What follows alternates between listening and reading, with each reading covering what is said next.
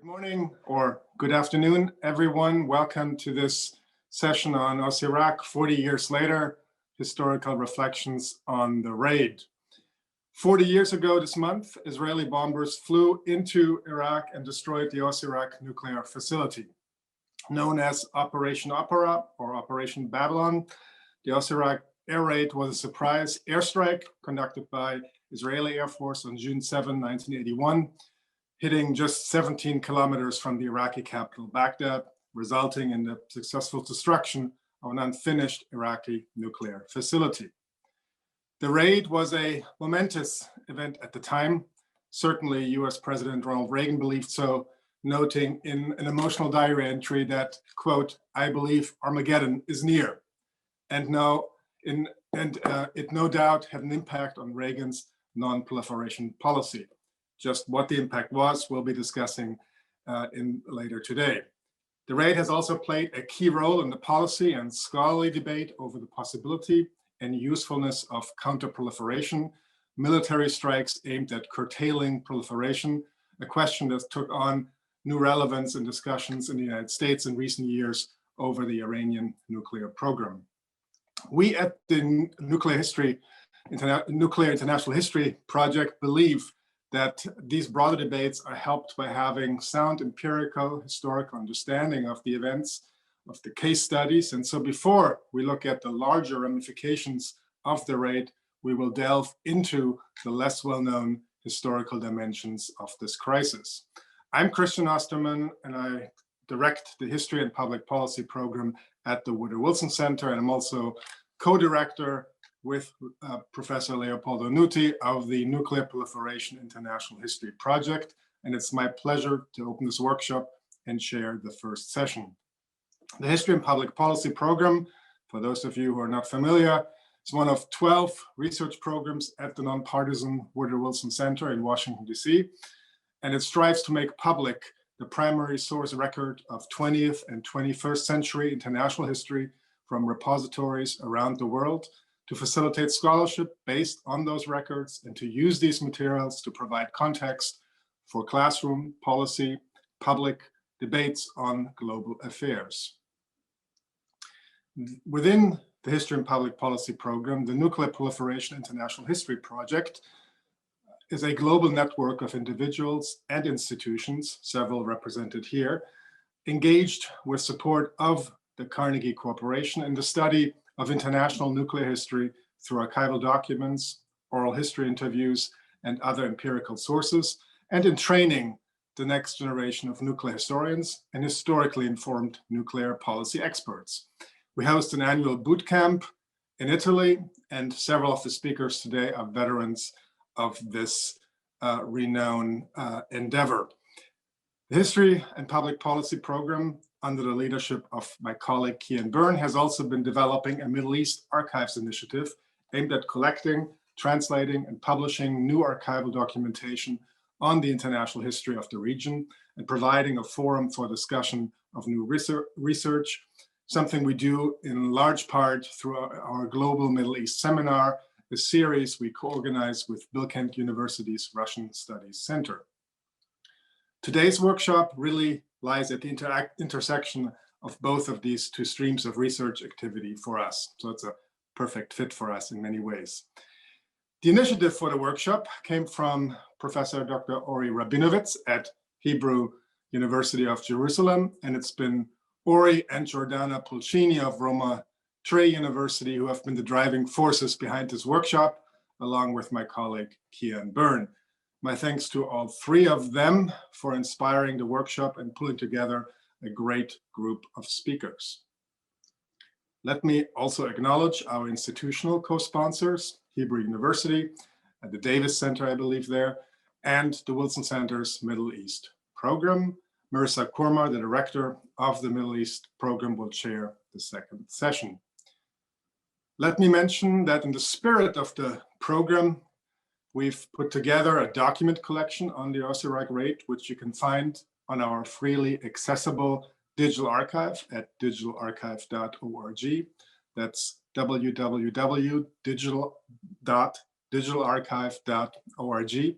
We invite you to visit our digital archive and we invite you to contribute to it. Let us know if you have documents that fit our collections. We've also published a blog post today on the Israeli raid against Iraq 40 years later, insights from the archives. I'd like to highlight that Ori and Jordana have just published an article on the very subject of today's workshop entitled "An Ounce of Prevention, a Pound of Cure," in the current issue of the Journal of Cold War Studies, edited by Mark Kramer, a close partner of the program. Today's workshop is comprised of two panels. The first one featuring Ori, Jordana, and Eliza George from Bilkent University. They will look at selected aspects of the international context of the Osirak raid, in particular at the nuclear market in the years leading up to the raid, the Israeli decision-making to a certain extent, and especially the Reagan administration's reaction from Washington. Following the presentations, we'll have a discussion that we hope will involve questions and comments from all of you, and you can do so through the Q&A function, as well as the raise hand function, I believe.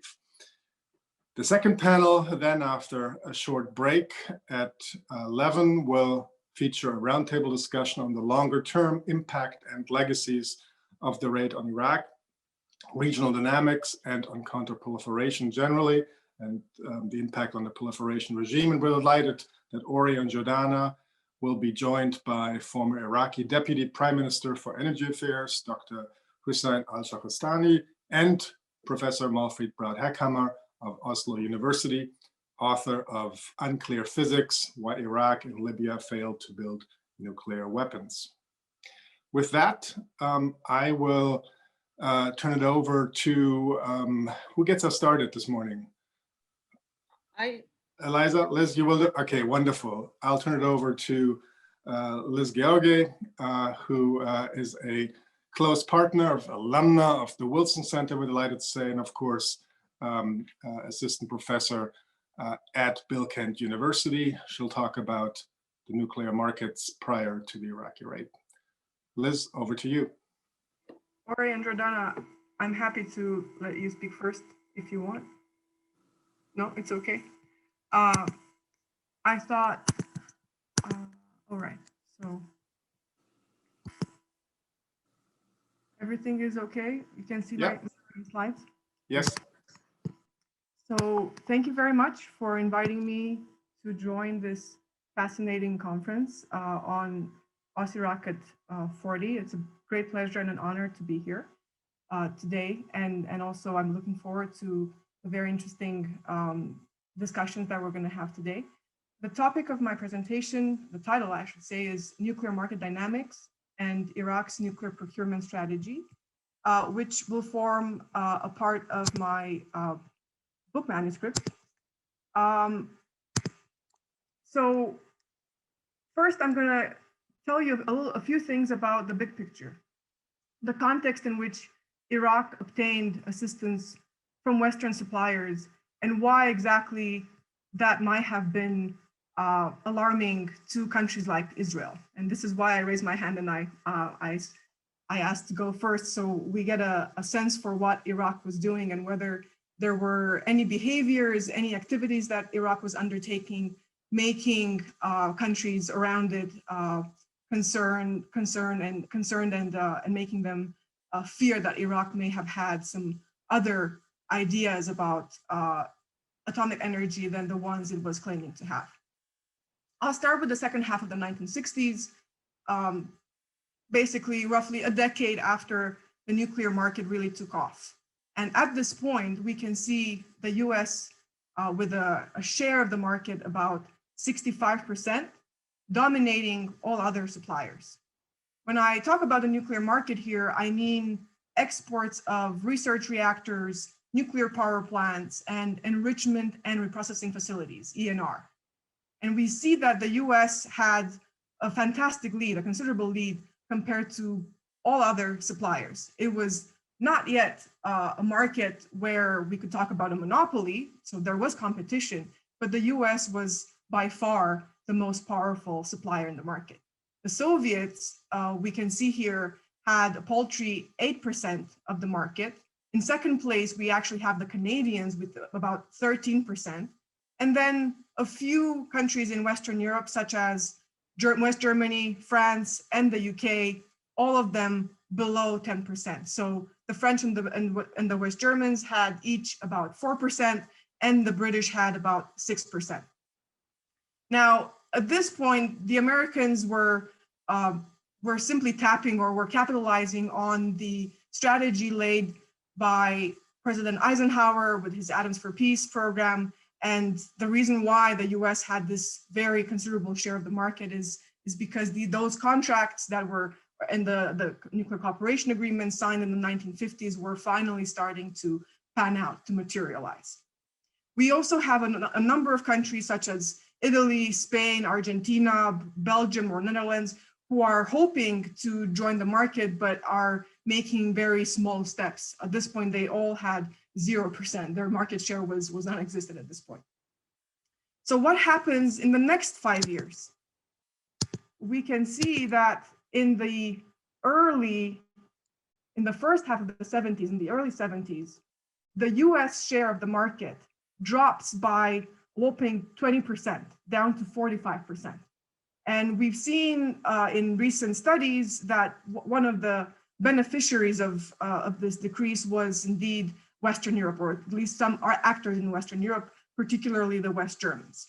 But it wasn't just the West Germans or the French, as some articles would make us believe, that really chipped away at the US share of the market. It was actually the Soviets that managed to double their share of the market, more than double actually, from 8% to 19%. Of course, still less than half of what the Americans had, but a considerable increase. We also see some other very significant changes, such as the Canadians dropping from 13% to 1%, and then some smaller increases with the French, for instance, to up to 6%, and then Spain finally gets a share of the market, goes to 2%.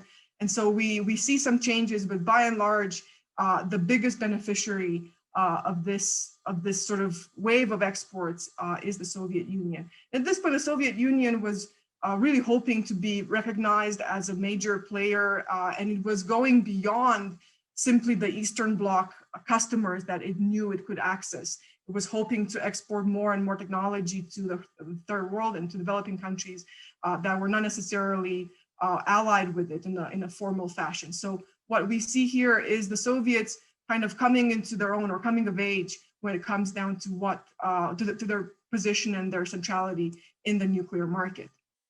And I will explain a little bit later why this is so important.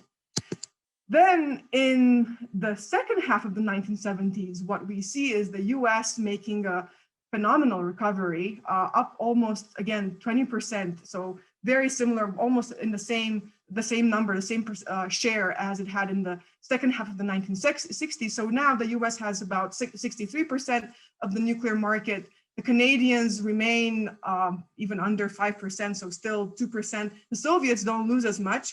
And the main beneficiaries, again, seem to be countries in Western Europe. The French make a small increase up to 7%. The Germans, however, go down to 6%. And then roughly pretty much everybody else is staying put, so to say. The Italians finally make their sales, so they go up to 1% from zero. Now, in this context, what we see is a lot of suppliers in the Western world having, in the late 60s, very high hopes that they were going to become dominant players, that they were going to be able to really chip away and establish themselves firmly in the nuclear market. And they were hoping to do so by selling technology to countries like Iraq, but not only, of course. We can also talk about South Korea or Pakistan, Brazil, and so on. So what we see there is a lot of optimism. And that optimism, especially with the creation of the Nuclear Suppliers Group, was pretty much brought to a halt, or it was dispelled quite quickly, I should say. through the joint efforts of the Americans and the Soviets. And it seems that the Soviets were actually quite okay with the US going back to its former share, the higher share of 63%, as long as other countries that actually could engage in more dangerous kinds of transfers were not going to be able to seal the deals with the buyers in the third world and among developing countries. So this is the context in which Iraq comes in and develops its nuclear procurement strategy.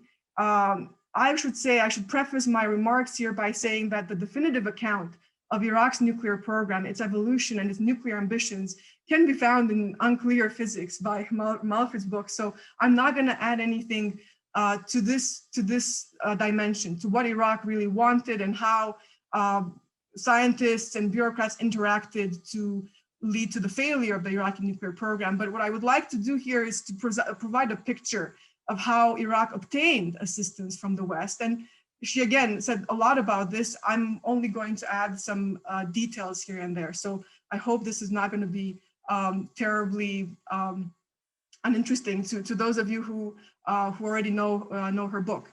So I will start by giving you a picture of a little bit also from the 1960s and before. So Iraq's first destination in the 1970s was the Soviet Union. That's because of path dependency. The Iraqis already bought a research reactor from the Soviets in 1959. At that time, Khrushchev actually seemed to have had some misgivings about Iraq's true ambitions. He seemed to have complained that, well, first the Chinese come and ask for the bomb. Now the Arabs are asking for the bomb. Everybody's asking for the bomb. And he was aware, he said that actually if the Soviets provide this kind of assistance, it's only going to hurt the Soviet Union. So his advice, his approach was that we should give assistance, but not in such a way that it would advance proliferation. And the kind of technology that indeed Iraq was provided was more resistant from a proliferation point of view. It couldn't be easily used for producing fissile material for a nuclear weapon. So the Iraqis then decided to upgrade their reactor. And as they were doing this, they were also hoping that they were going to get a bigger and better reactor, because the one that they got from the Soviets, according to some some actors from within the Iraqi program, seemed to have been actually defective, and it had to be repaired a lot of the time, very often. Now, with this upgrade, what the Iraqis were hoping for, as I said, was to get more from the Soviets. And in that respect, they, especially Saddam, was involved in several visits to the Soviet Union in 72, 73, 74.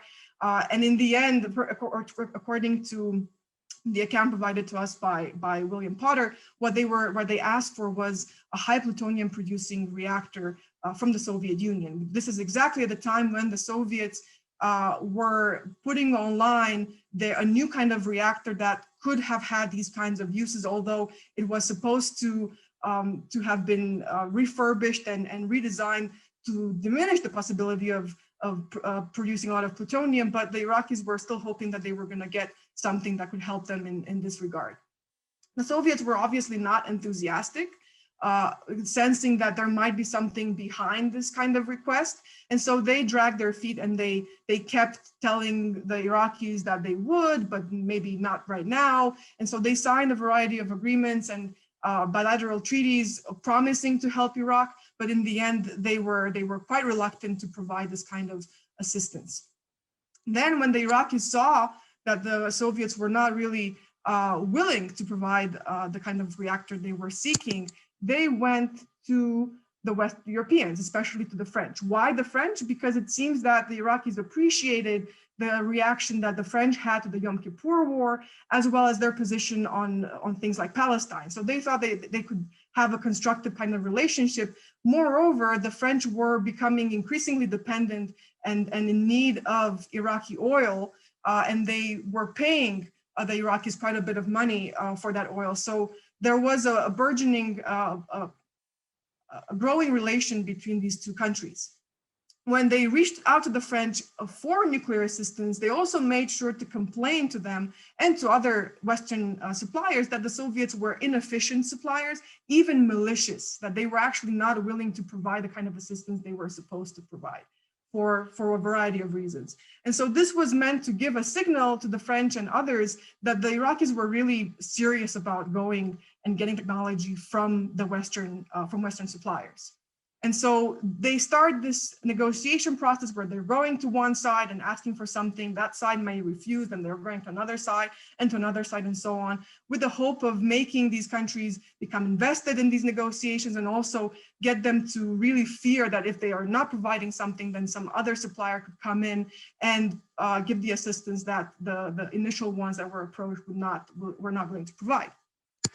So in addition to the French, the Iraqis also went to the Italians and asked for a variety of technologies. First and foremost, they were hoping to obtain something for to achieve, of course, initially a very low degree of latency. So they got a radiochemistry lab from the Italians, but they were also hoping to get a variety of some kinds of reactors. They suggested, or they talked about at least two kinds of reactors. One was a low light water reactor. One was a natural uranium. So basically, again, a plutonium producing reactor from the Italians. The Italians were not the only ones. After the Italians, they also went to the West Germans and the Swedes. The West Germans felt that they were not really in competition with the Italians. The Italians at this point had 0% of the market, so they were not really a formidable supplier. But they really thought that the French were going to be their main headache, or the main source of anxiety for German companies that were hoping to export to Iraq. And then the Iraqis also went out of Europe all the way to Japan, and they were hoping to get a reactor from Mitsubishi. Unfortunately for the Iraqis, the Americans stepped in and made sure that that transfer didn't go through.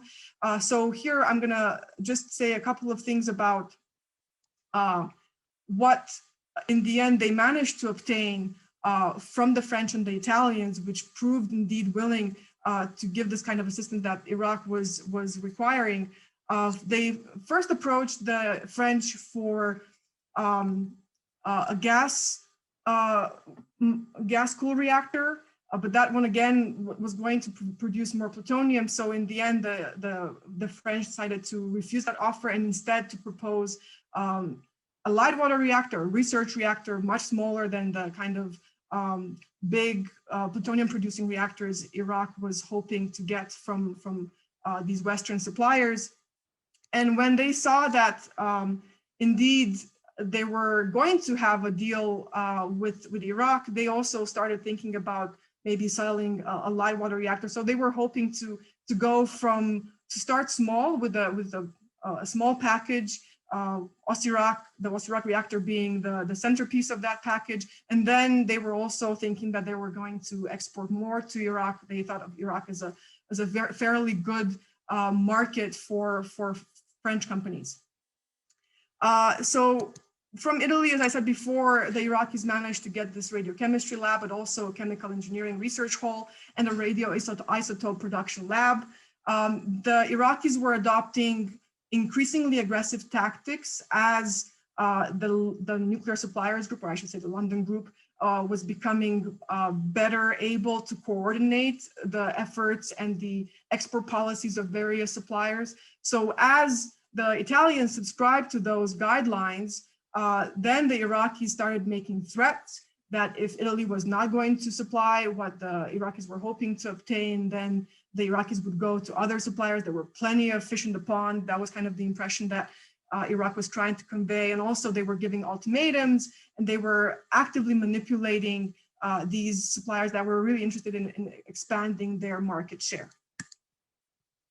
So the problem for countries like Italy, but also for Japan, as I was mentioning earlier, to a certain extent also for Germany, was the fact that they had licenses from the US and that they were going to get into trouble with the US government if they were indeed willing to supply a reactor to the Iraqis, given that the US was quite reluctant about this, and I will explain in a few seconds why.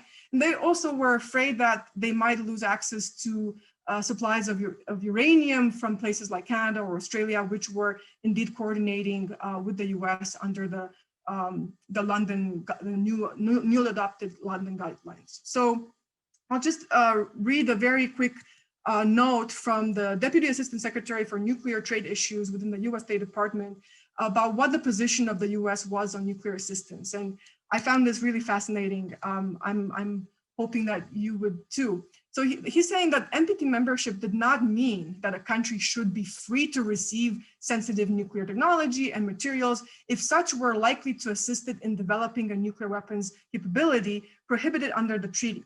Libya and Iraq were special cases, he says. So they were kind of the kind of countries that would use this for those purposes.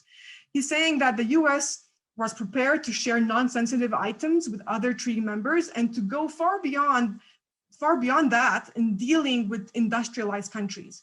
Collaboration on breeder technology and enrichment processes with this latter group of countries would be possible. Some way, however, would have to be found of ensuring that the de facto discrimination was practiced in favor of the industrialized countries without making this too blatant and thus losing the support of the developing nations. So when analysts say that if the NSG came before the NPT, there would be no NPT, I actually think that's absolutely true. And it looks like the US was admitting that it was committing a blatant violation of the NPT terms and de facto discrimination, but they were hoping to entice Western suppliers. It was telling them that basically if they're collaborating with the US on this and not selling technology to countries like Iraq, they could even get assistance for sensitive technology. They could even get assistance with enrichment and reprocessing. So there was a quid pro quo there that the US was banking on, and indeed it seems to have worked. They applied not just these kinds of carrots, but they also applied sticks. In the case of Italy, they even had sources within the Italian nuclear program or the Italian establishment that were telling them whether the Italians were indeed collaborating with the US as they promised to do. So the US applied a variety of tactics to get its Western allies to play ball, to really comply with the London guidelines, given that countries like Iraq were furious, were angry with the fact that they had not taken part in the process of adopting the London guidelines, and that they were only willing to comply with the NPT terms and the IAEA terms. And this was indeed their right to do so. But to get the other side of this tango between suppliers and buyers to comply, the US had to use all these techniques. Now, the Iraqis, feeling that they were getting sort of cornered by the US with these kinds of efforts to get suppliers to comply with the London guidelines, they started reaching out to countries that were not part of the London group and also these kinds of emerging suppliers like Brazil that were of great concern to countries like the US, Israel, France, and Italy, because Brazil at that time was known or was thought to have an active nuclear weapons program. So the question was, why is Iraq collaborating with a country that has this kind of a program, if not for nefarious purposes? And shortly after all these negotiations took place, and also after the reactor, the Osirak reactor was supplied to Iraq, we have the raid, which is today's topic. What the Israelis were saying at the time was that they attacked the time that they did because the reactor was not yet operational, so they wouldn't expose the population of Baghdad to any radioactive fallout. They said that they didn't attack, for instance, the Italian radiochemistry lab because it had become already operational. So it was built in '76, operational in 1978. And by then they claimed that it was too risky for them to bomb any other facilities within the Iraqi program. That was the official Israeli explanation. There could be others, maybe the impossibility of carrying a longer attack or more complex attack, given the kind of logistical problems involved in the one that was carried out already. But in any case, at this point, Iraq was of course using the attack to try to get countries to support it. It was even claiming that foreign assistance should be provided to Arab countries so that they could build a bomb against Israel. Now that kind of rhetoric really scared Western suppliers like France and Italy. The Iraqis were hoping that the French would rebuild the reactor. However, because of the kind of statements that Saddam was making now, they realized that it was maybe too risky. Iraq could be a target for another attack from Israel or maybe even from Iran, given the Iran-Iraq war. So they decided to drag their feet. They tried to impose some conditions, and they tried to get the Iraqis to convert the reactor and to use low-enriched uranium, caramel fuel as it's called. The Iraqis refused, and therefore that collaboration basically stopped. In the aftermath of the attack, the only countries that were really willing to still negotiate with Iraq for the transfer of a power reactor were the Italians and the Soviets. Both countries signed in 1984 a feasibility or a contract for a feasibility study for Iraq to see if indeed the power reactor was going to work for the Iraqi economy. That transfer never materialized, and in the end, what Iraq had to do to continue its nuclear program was to drive it underground, to resort to a variety of transfers from countries that were not part of the NSG. Also, these transfers were primarily clandestine. We, for instance, know about the attempt to get assistance from Yugoslavia, but also from, in terms of nuclear materials, from Niger, from China. China also refused. So at this point, the attack really made Iraq's efforts to secure assistance much more difficult. And by pushing it underground, it led to all the problems that Malfred describes in her book about how indeed the lack of state capacity would prevent Iraq from developing a robust nuclear program. That being said, overall, I would say that Iraq has a mixed record in terms of how it managed to acquire, what it managed to acquire from the nuclear market. It got technology, but not what it was initially hoping to get. Those kind of technologies that it got were either not terribly suitable for obtaining fissile material in great quantities, and also they were put under safeguards. So Iraq was not really allowed to do whatever it wanted. Its ability to, its mixed record is also a function of the fact that the US and the Soviet Union collaborated together with other suppliers. They created the NSG, which really threw a wrench in the works of countries like Iraq that were trying to manipulate the market to get technology for the nuclear programs. So overall, the raid on Iraq, I would say, made it much more difficult for Iraq to obtain assistance on the listed market. And instead, it actually pushed it down pathways that were less productive and actually much more difficult to master. I look forward to your comments and questions. Thank you very much for your assistance. Thank you, Dr. Gheorghe. That was a perfect background setting us up for the discussion of the raid more specifically.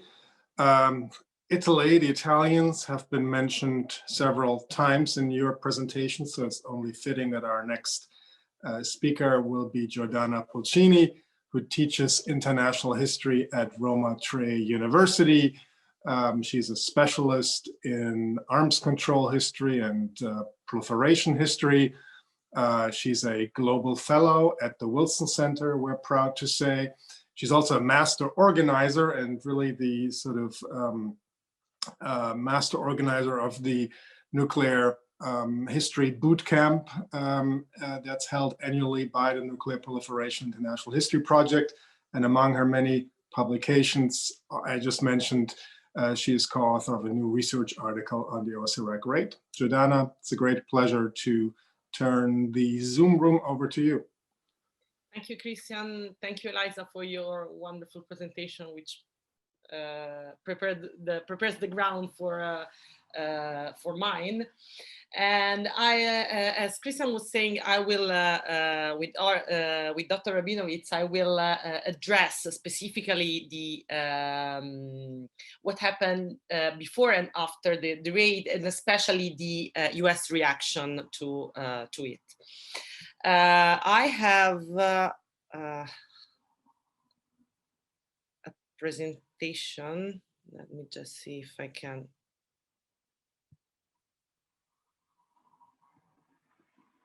Okay, can you see it? Yes. Okay, great. When when we started our research on the U.S. reaction to the Osirak raid, we got the impression that most contemporary and later observers of the raid and of the US reaction to the raid shared the assumption that the Reagan administration somehow were satisfied with the raid or approved it. And here you can see three pieces which indicate this assumption. The first one is a memo from Eugene Rosso, who was at the time of the raid the director of the Arms Control and Disarmament Agency of the Reagan administration, who sent this memorandum in which he compared the situation of Israel at the time with the situation the United States were during the Cuban Missile Crisis. And then next to it, you can see testimony by Richard Allen from June from 2010, and a sentence by Richard Pearl pronounced in 2001 in the context of the preparation for the attack against Afghanistan and then Iraq. And you can see that both somehow indicated that the Reagan administration was somehow supportive of the Israeli raid. Pearl said, the State Department, of course, got out of the obligatory condemnation of Israel's unilateral action. The president thought it was a terrific piece of bombing. Allen acknowledged the fact that the administration was divided, but said that at the end of the day, many were quite happy with it.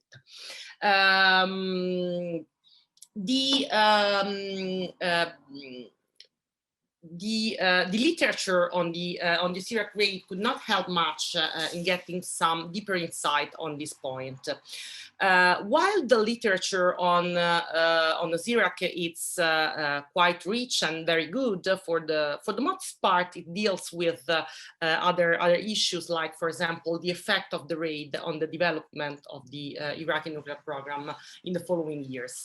Or more general, the literature deals with the effectiveness or lack of effectiveness of preemptive strikes. So not much was available on the US reaction to the raid, other than these kind of sources and contemporary accounts. But collecting and confronting documents from different countries for our research, we quickly realized that our initial impression was not correct. The Osirak raid actually challenged many assumptions that the Reagan administration had made upon entering office. Remember that the raid happened only 6 months after, less than 6 months after the Reagan administration had entered the White House. And one of these assumptions that was challenged by the Osirak raid was the administration's view on Carter's non-proliferation policy. The transition team that had drafted the Reagan non-proliferation policy, and that had been chaired by Eugene Rostow himself, had been heavily critical of the Carter administration's score in the area of non-proliferation. And the Carter administration had initially endorsed a strict policy of seemingly universal nuclear denial through an earth policy toward the development of national civilian nuclear program and the acquisition of fuel cycle capabilities. This policy came to be represented by the 1978 Nuclear Non-Proliferation Act. The 1978 Act went so far as to challenge the well-established nuclear cooperation agreement on the civilian sector with some very close allies of the United States, such as the Western Europeans and Japan. However, during the last 2 years in office, some non-proliferation experts inside the Carter administration, like for example Gerald Smith, who was the special representative of the president for nuclear non-proliferation, had started to voice their dissatisfaction toward a non-proliferation policy that was alienating France and had not been able to stop the development of potentially dangerous nuclear programs like the Pakistani program or the Iraqi one. Reagan's transition team started from these same assumptions and went even further. It argued that Carter policy had undermined the credibility of US leadership in the international nuclear market. And it's interesting what Eliza said about the fact that actually by the end of the 70s, the United States were regaining their share of the international nuclear market. So the reading of the transition team was somehow not correct. So their interpretation was that Carter's policy had weakened the US position in the international nuclear market and had turned the United States in an unreliable supplier. And here you can see on the top an extract from a paper that was submitted from the transition team. Denial of nuclear supply and under sanction have, sorry, I cannot read, have proven to be weak instruments for preventing nations from acquiring capabilities for explosive manufacture. So, to address the loss of US leadership in an unreliable, as an unreliable supplier and to regain its role in the nuclear market, the new policy proposed the adoption of a case-by-case approach instead of these universal measures allegedly adopted by the Carter administration. The transition team position even considered a revision of the 1978 Nuclear Non-Proliferation Act. A senior intelligence group document on proliferation discussed by the National Security Council on the very day of the Osirak attack, so June 7, 1981, endorsed most of the transition team's position. From that paper, I have put on this slide one footnote, which is interesting because it addressed the Department of Defense position toward the IAEA. And as you can read, it says that the Department of Defense accepted this guideline on an ad referendum basis and subsequently inserted the following. The Department of Defense wishes to express its reservations about the effectiveness of the IAEA safeguards, the weakness of the IAEA as an international institution, its susceptibility to third world and East Bloc politics, its lack of an intelligence capability, and so on and so forth. So, and I've put this extract here because it's interesting for what I'm going to say later about the relationship with the IAEA. Anyway, so this document endorsed most of what the transition team had suggested. And it's interesting that it was discussed by the National Security Council on the very day of the attack. So that day when the administration learned about the raid, most of its members seemed really surprised by it, with maybe the notable exception of the Secretary of State, Alexander Haig, and I think that Dr. Rabinowitz is going to say more about this. The very first days, the reaction against Israel was harsh inside the administration, so much as to take by surprise the Israeli government. The Israeli government was taken by surprise by the harsh reaction from the Reagan administration. Caspar Weinberger, the Secretary of Defense, took took the lead in attacking Israel. And in those first hours, he was followed by most of the administration officials. The international community's reaction was critical of the Israeli raid, and Israel was condemned by friends and foes alike. And many, most notably the Arab media, speculated about a possible US involvement in the raid. So for the administration, it was really important to clarify its firm condemnation of the attack.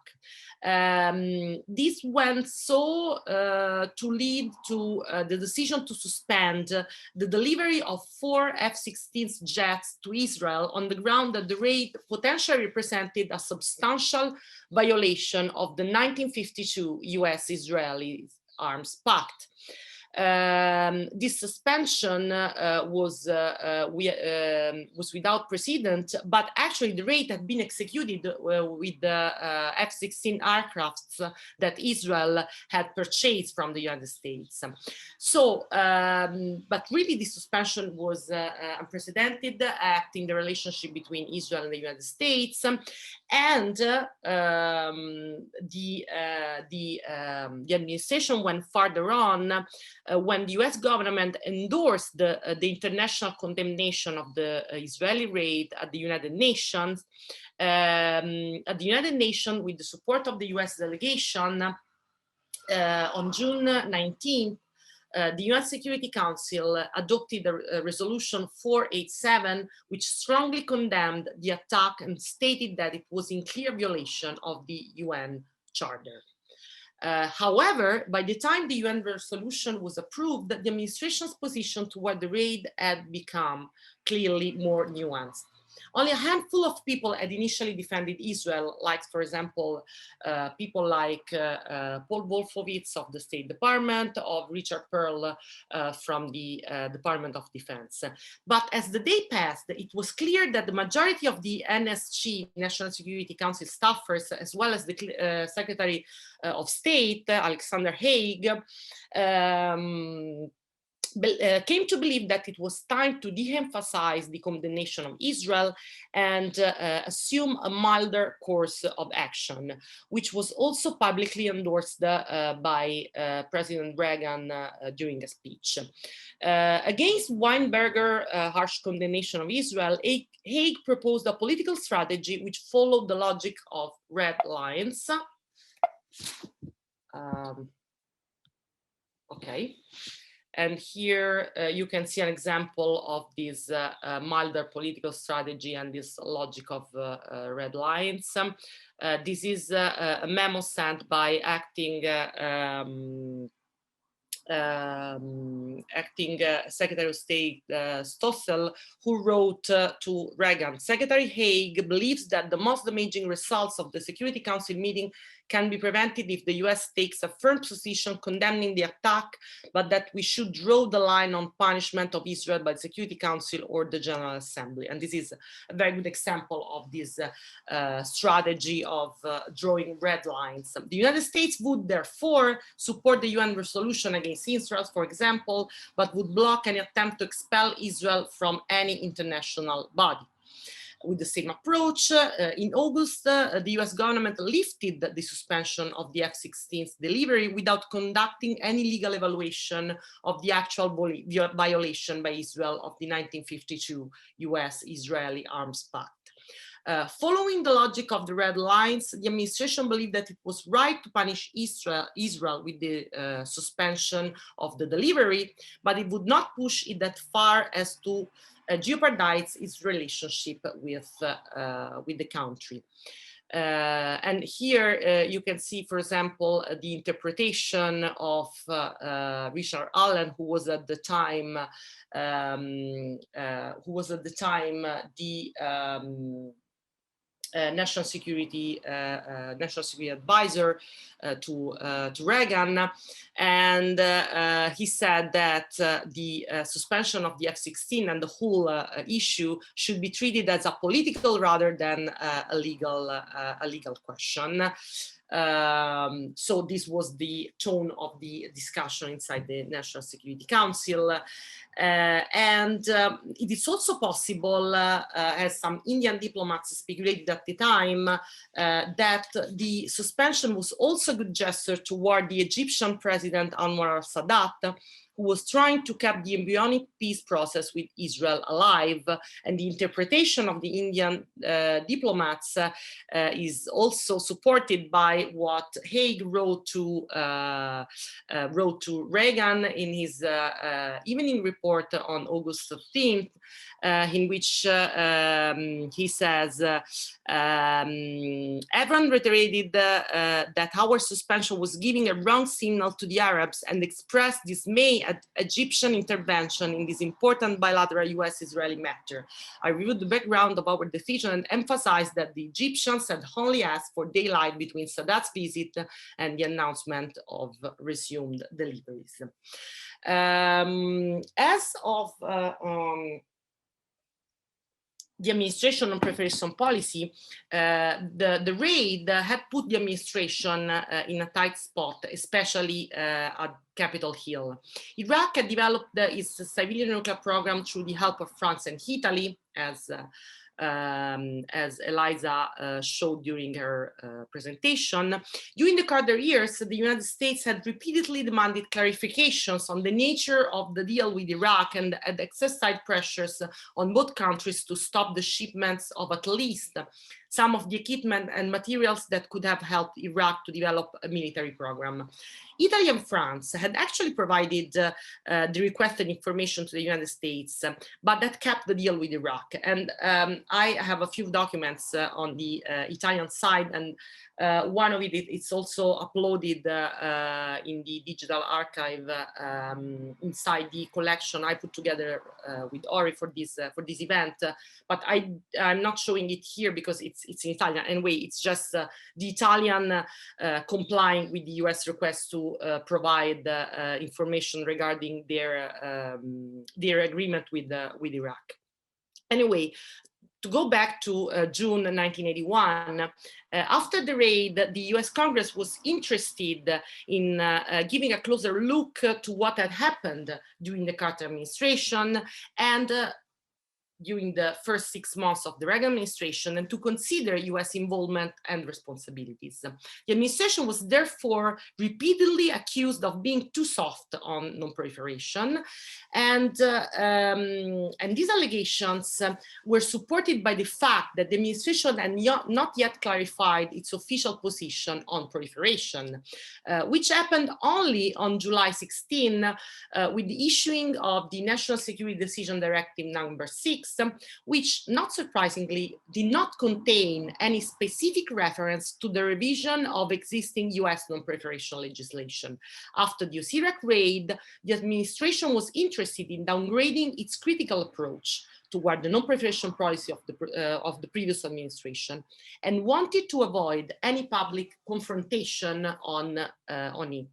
The former anti-Carter rhetoric that we have seen in the, for example, the transition team documents was therefore moderated and I would also say abandoned. The administration non-proliferation credential, as well as this political strategy I have just explained toward the Osirak raid, were also tested at the IAEA. During the IAEA General Conference meeting in September, which considered the raid against Iraq, the US delegation was instructed to follow Haig's red lines logic. Go along with condemnation of the raid, but immediately withdraw from the meeting if Israel's IAEA membership was suspended. And you can see a demonstration of, again, this red line logic applied at the IAEA in these documents, which is another Haig's evening report to Reagan from September 1981. And he says, to this end, our delegation would go along regretfully with a condemnation, but object vigorously if these were combined with suspension of technical aid. We would condemn exclusion of Israel from the conference, but not walk out, and so on and so forth.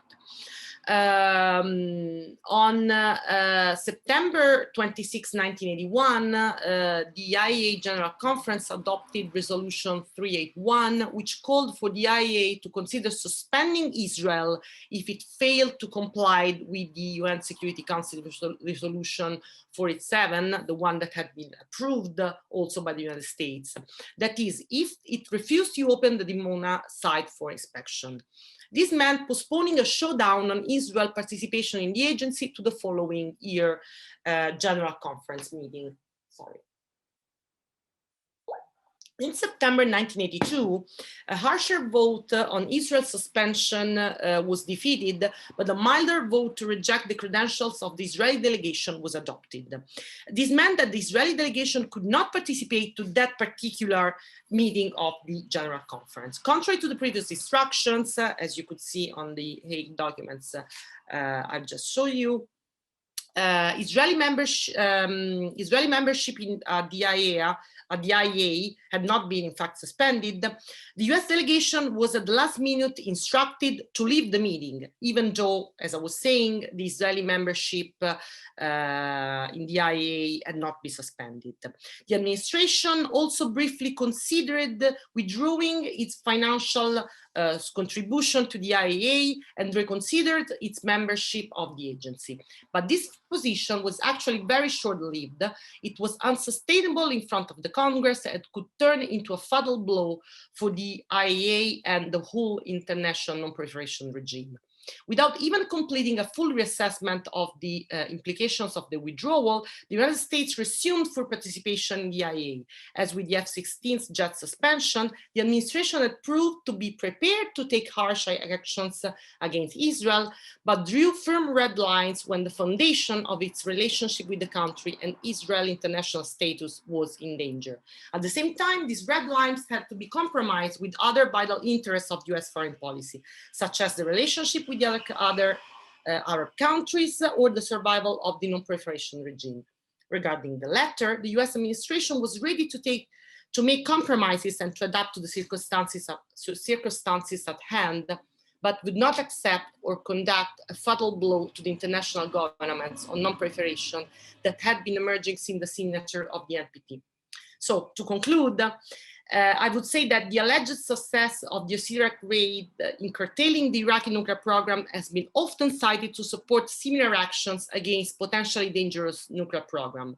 This happened, for example, in 2002, 2003, when the United States attacked Iran, or since 2005, 2006, when a preemptive strike against the Iranian nuclear program has been under consideration. This historical reconstruction of the US reaction toward the 1981 Osirak raid demonstrates that the United States were shocked and surprised by the bombing of Osirak, while the Reagan administration, taking into consideration US interests and foreign policy priorities, for the major part did not approve of it.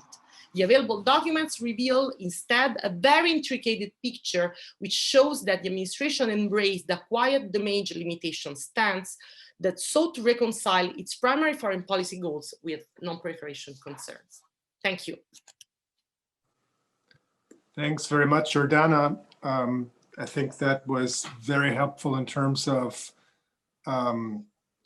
framing and looking at the complexity of the US response. We're now moving on to Dr. Or Rabinovitz, who is a tenure-track lecturer in international relations in the International Relations Department at Hebrew University, Jerusalem.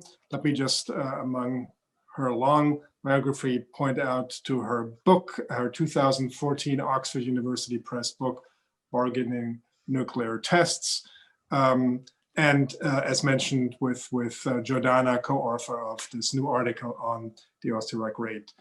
Ori, the Zoom room is yours. Let me just remind, though, before I give you the floor, to remind our viewers that you can get in line with questions for our panel.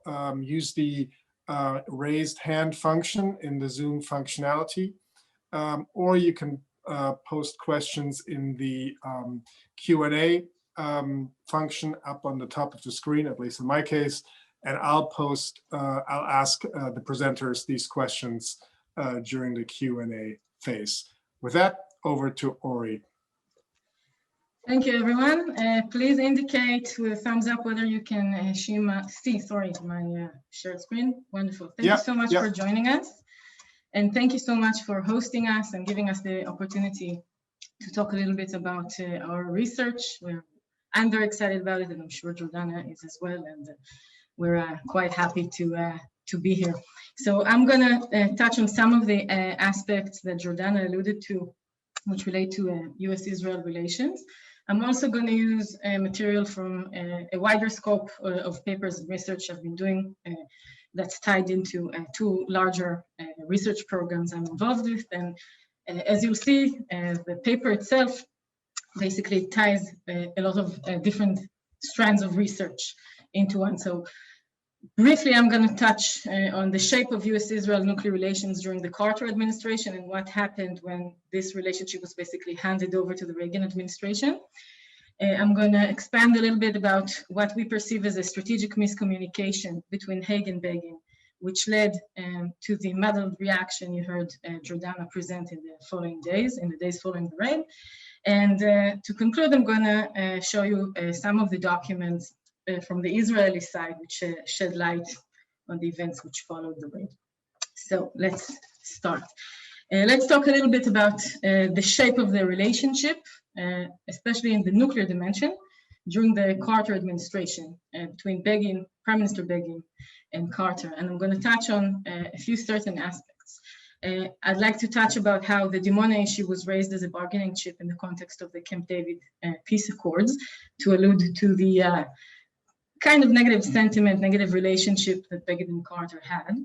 And this will help us understand how the Carter administration had essentially blocked an Israeli bid to export power reactors to Israel. And this will touch on trends and ideas you've heard in Dr. Georgia's presentation and in Dr. Pulcini's presentation about the Carter era, 1978, the famous Nuclear Non-Proliferation Act.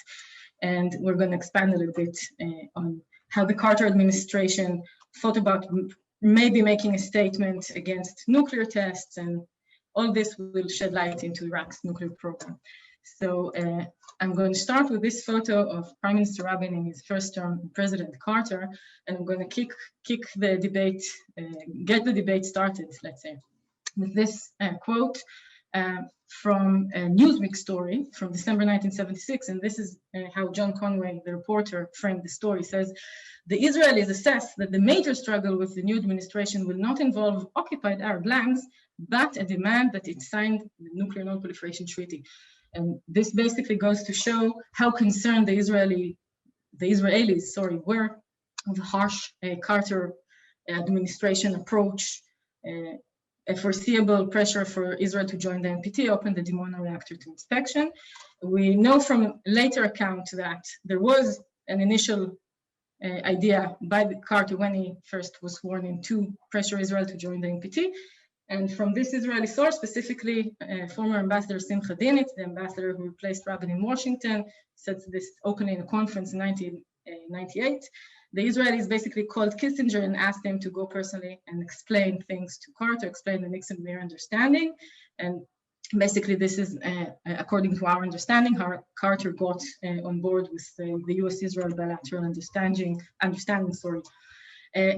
There are also some indications that this issue was raised during the Camp David talks. There's one very important account which was written by Israeli journalist Yoel Marcus, who wrote this column specifically for an Israeli newspaper called Haaretz, a very important newspaper.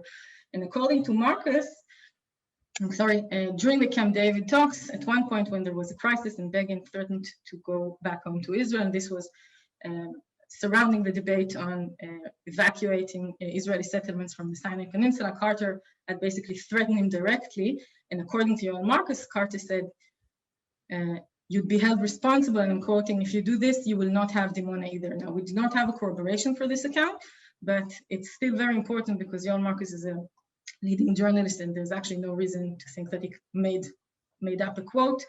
but still we need cooperation for this, but it gives us a taste of some of the bad blood that was there in this context. Not everyone in the administration approved of Carter's willingness to give Israel this exception and to play along with the Nixon-Meir understanding. And we've heard one quote in Jordana's presentation from Jared Smith, Carter's representative for non-proliferation matters. And as he concluded President Carter's term in office, and he was asked to conclude and write a concluding report, one of the statements he made was regarding Israel, and he says, sympathy for Israel's geopolitical situation causes us to smother concerns about its nuclear program, and the exception creates a double standard for potential proliferators and shows US willingness to subordinate our non-proliferation policy to other actors. So some voices within the administration were indeed quite critical of this approach. Another thing that happens, and I'm just going to touch on it without expanding too much, is the Non-Proliferation Act, and you've heard about it from Jordana and Eliza previously. When the measure was first anticipated before the Carter administration took office, during the Ford administration, there was basically a promise by the Ford campaign or by President Ford himself to adopt a stricter approach to win the election. This stricter approach, in theory, was supposed to include a demand we call full scope safeguard. So a country which would like to buy nuclear reactors from the US would have to promise that it would open all of its nuclear facilities up for inspection, even those it bought elsewhere. In the Israeli case, this would translate to an Israeli agreement to open the Dimona reactor to inspection.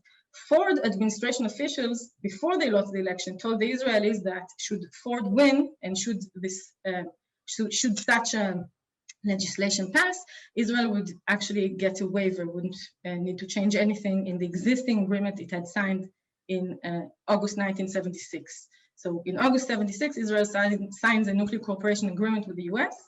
And according to this agreement, it's supposed to purchase 2 power reactors, safeguarded power reactors from the US. When Carter takes office, there's no waiver on the table for Israel. He supports the legislation, which is relatively strict, as you've heard, and the relatively strict full scope safeguards measure is adopted within that measure. This means that Israel basically cannot buy these reactors unless it agrees implicitly to open Dimona for inspection. Of course, everyone is fully aware that Israel is not going to play along with it, and you can see a document referring to this. So the agreements are amended, and Israel is not on board and basically is not in a place where it can actually move along and purchase these reactors. Another interesting element I wanted to share with you is a memo, some documents from October 1979, which discuss the idea, and I'm quoting, of a statement on collective sanctions against any country exploding a nuclear device. So in the fall of 1979, Washington is bothered by 2 possible nuclear tests. First of all, in the summer, there's some intelligence, in the spring, in the summer 1979, there's intelligence indicating that Pakistan may be in a position to explode a nuclear device and to conduct a nuclear test, and this worries the Americans. And then in September 1979, we have the Vila incident. It's an incident where the US suspects that an Israeli involvement in a possible nuclear test in the Southern Hemisphere. And this gets some of the diplomats and the people working on non-proliferation issues, it gets them working on maybe the US should make this statement, which would basically imply strict sanctions on countries conducting such tests. And the document, they reflect on the usefulness of the statement, and they also list the possible countries who would do this, and Israel and Pakistan top the list, and some other countries basically appear at the bottom of the list. When they debate the pros and cons of this statement, one of the pros identified by the people involved in this document basically states that because it so clearly includes Israel, then everyone in the world will basically see that it's not anti-Muslim, it's not anti-Pakistan. And it also foresees serious damage to the relations with Israel and serious costs to Israel should this take place. But at the end of the day, and this is of course the important takeaway, it's not adopted. The administration doesn't make such a statement, but it debates it. I'm going to move down the road because you've heard in Jordana's presentation the relevant information about the Iraqi nuclear program, but I want to touch on this important memo.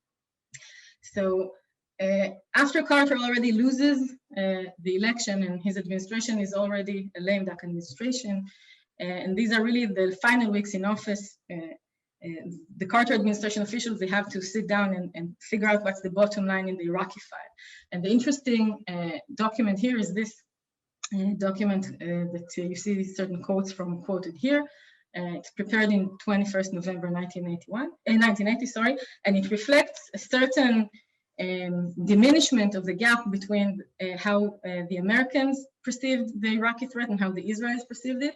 If prior to the summer of 1980, the US was not so much willing to accept many of the Israeli propositions on the Iraqi nuclear program, in the summer and the fall, they start accepting some of the propositions. But here are the interesting points in this document. So the document states that Iraq could indeed acquire working knowledge of the nuclear fuel cycle capabilities in the next several years. So it's an indefinite time frame, several years. Does anyone guess how much that is? As to Israel's threat perception regarding the highly enriched uranium route, the memo thinks that it's a there is a relatively low likelihood of Iraq withdrawing from the NPT or relinquishing its safeguards and basically running away with the enriched uranium. But still, and this is the important bit, the materials obtained by such termination would suffice at most to 1 to 3 devices. So you see an American inclination to accept this likelihood of 1 to 3 devices. The number itself, 1 to 3 devices, fits the Israeli assessment or the threat perception of Iraq perhaps being able to use in the future the AGU to make 1 to 3 devices. But if you see that the perception here is that Israel should kind of learn to live with this low likelihood. And again, with the plutonium route, the document states that there's some possibility that this would happen.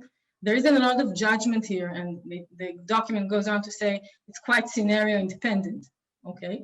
And diversion would be vulnerable to discovery, but nothing is really set in stone. And the takeaway in this document is that the US should make it very clear to Israel that it shouldn't attack because the attack would be very dangerous and would damage the stability of the region, etc. Now I'm going to quickly give you an overview of what happened as we move into the Reagan administration. So first of all, we have a faulty handover of the Iraqi file between the Carter and the Reagan administration. It's important to emphasize that we're actually building here on previous works. The most important one is a book by Israeli journalist Shlomo Nakdimon. Its first edition was translated to English, the other editions weren't, so there's a gap between what Hebrew readers and English readers know. The book itself includes quotes from some of the documents within the documents itself, and you're going to see them in a minute, and it doesn't touch on the American side. So what we try to do is to add to the discussion by synchronizing the sources that weren't made available. And there's also a very interesting paper by Warren Bass, who interviewed the ambassador to Israel, St. Louis, and we also use that as we move forward. And what we want to show you is that the communication over the Iraqi file was really, and I'm going to use Georgian words here, fuddled. And you're going to see exactly how problematic it was in a second. Sorry, I'm kind of losing my voice. The file wasn't handled properly. The National Security Council and the relevant people weren't notified of the threat assessment and of the communication between the Israelis and the Carter administration about Israel's concerns with the program and its potential plans to maybe attack it. And the epicenter of this miscommunication takes place when, sorry, excuse me one second. Excuse me. When Alexander Haig, Israel's great friend, comes to visit Israel, and he's here between 5th and 6th of April 1981, and he meets with Begin. And Begin asks them privately when they meet in Four Eyes, so what's going on in Iraq, in the context of Iraq's nuclear program? And Haig replies, we intervened with Italy and France, but to no avail. And from the research we've conducted, and you can read more about it in our paper, by adding to the existing sources, the conclusion we came up with is that when Begin heard this, it basically translated in his mind to the following statement: the diplomatic routes have been exhausted. And when Begin understands this statement as the diplomatic route has been exhausted, for him, the natural assumption is that the US would understand that Israel is now progressing to the next step, which is the contemplation of a strike. Begin assumes this based on the very long and detailed conversation his government and he personally has had with Carter and his administration. He doesn't know that the file wasn't handed over properly. So basically we're hearing a very disrupted dialogue between two sides that are not necessarily reading the same into a single conversation. And you can see this in this document. It's quoted in Nagdimon's book, but I think it's important to actually see the document, and the documents are not verbatim quoted in the book, and now they're available if you're interested, and there's a translation.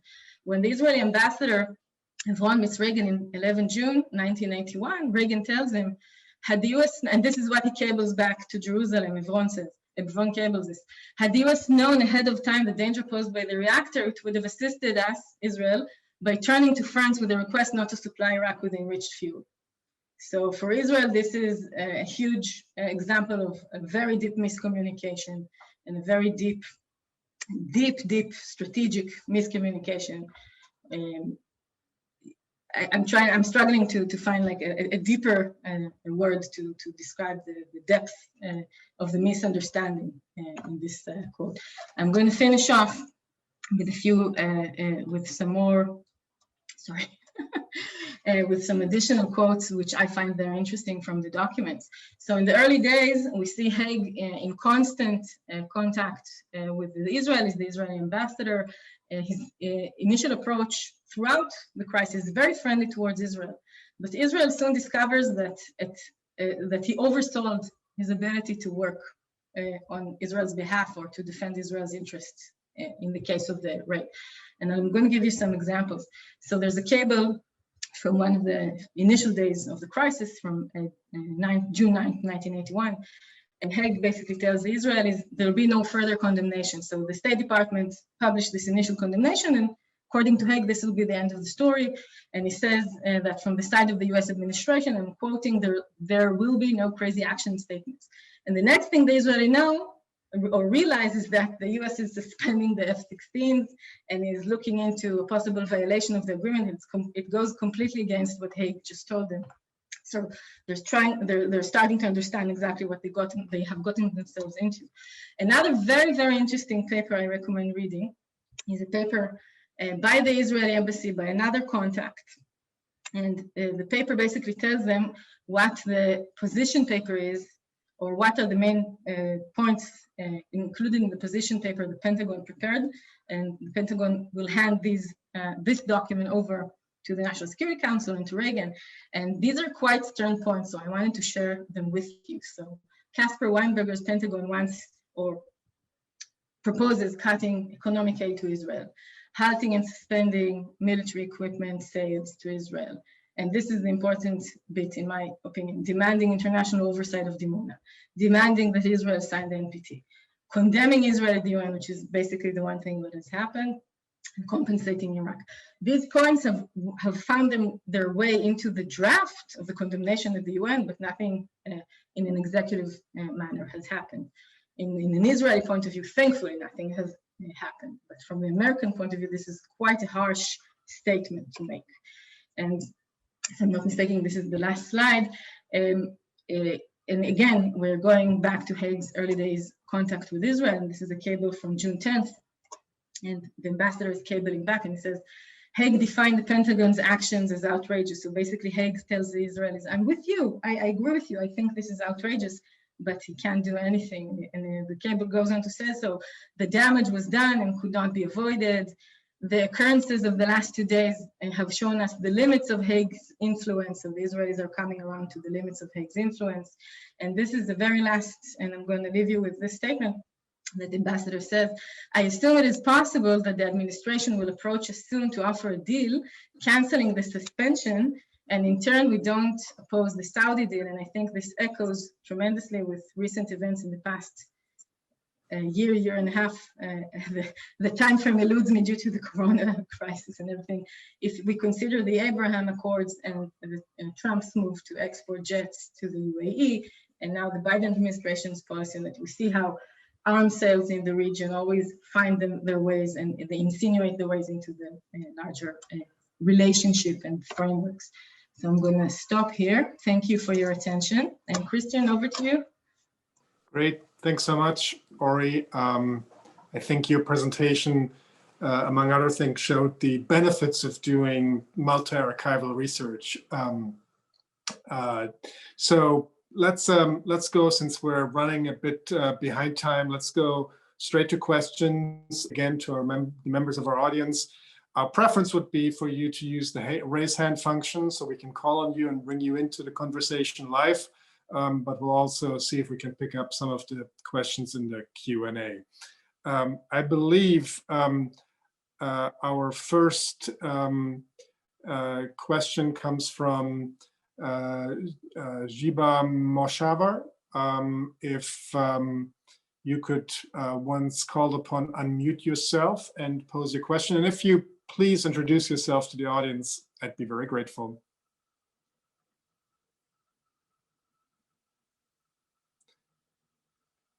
You have to unmute yourself now.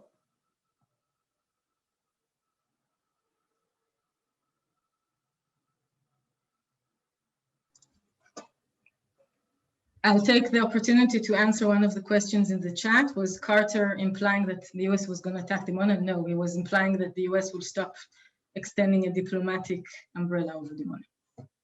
Okay, great, thank you. We seem to have trouble here getting Shiva Moshavar unmuted.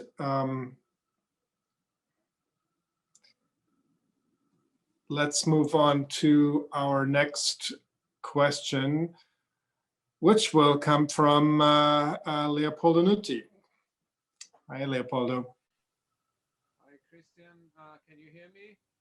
Yes, speak up a little bit. Speak up. Thank you. I have a question for Liz. When she mentioned that the US had some sources in the Italian nuclear program briefing them about what the Italians were doing with their sales to the Iraqis, and I would like to ask her if she could please clarify that a little bit. Where did she get the information?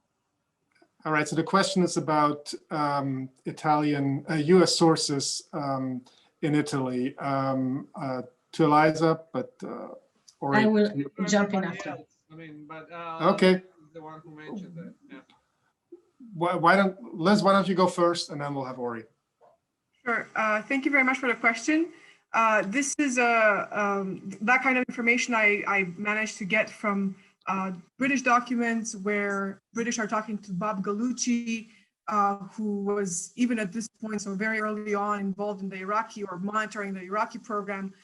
He had he had information about several visits to Italy by State Department officials, Department of Commerce officials, and Trade Department officials. It was during those talks that the Italians were asked to have technical contacts with the U.S. and basically to tell them what they're doing with the Iraqis.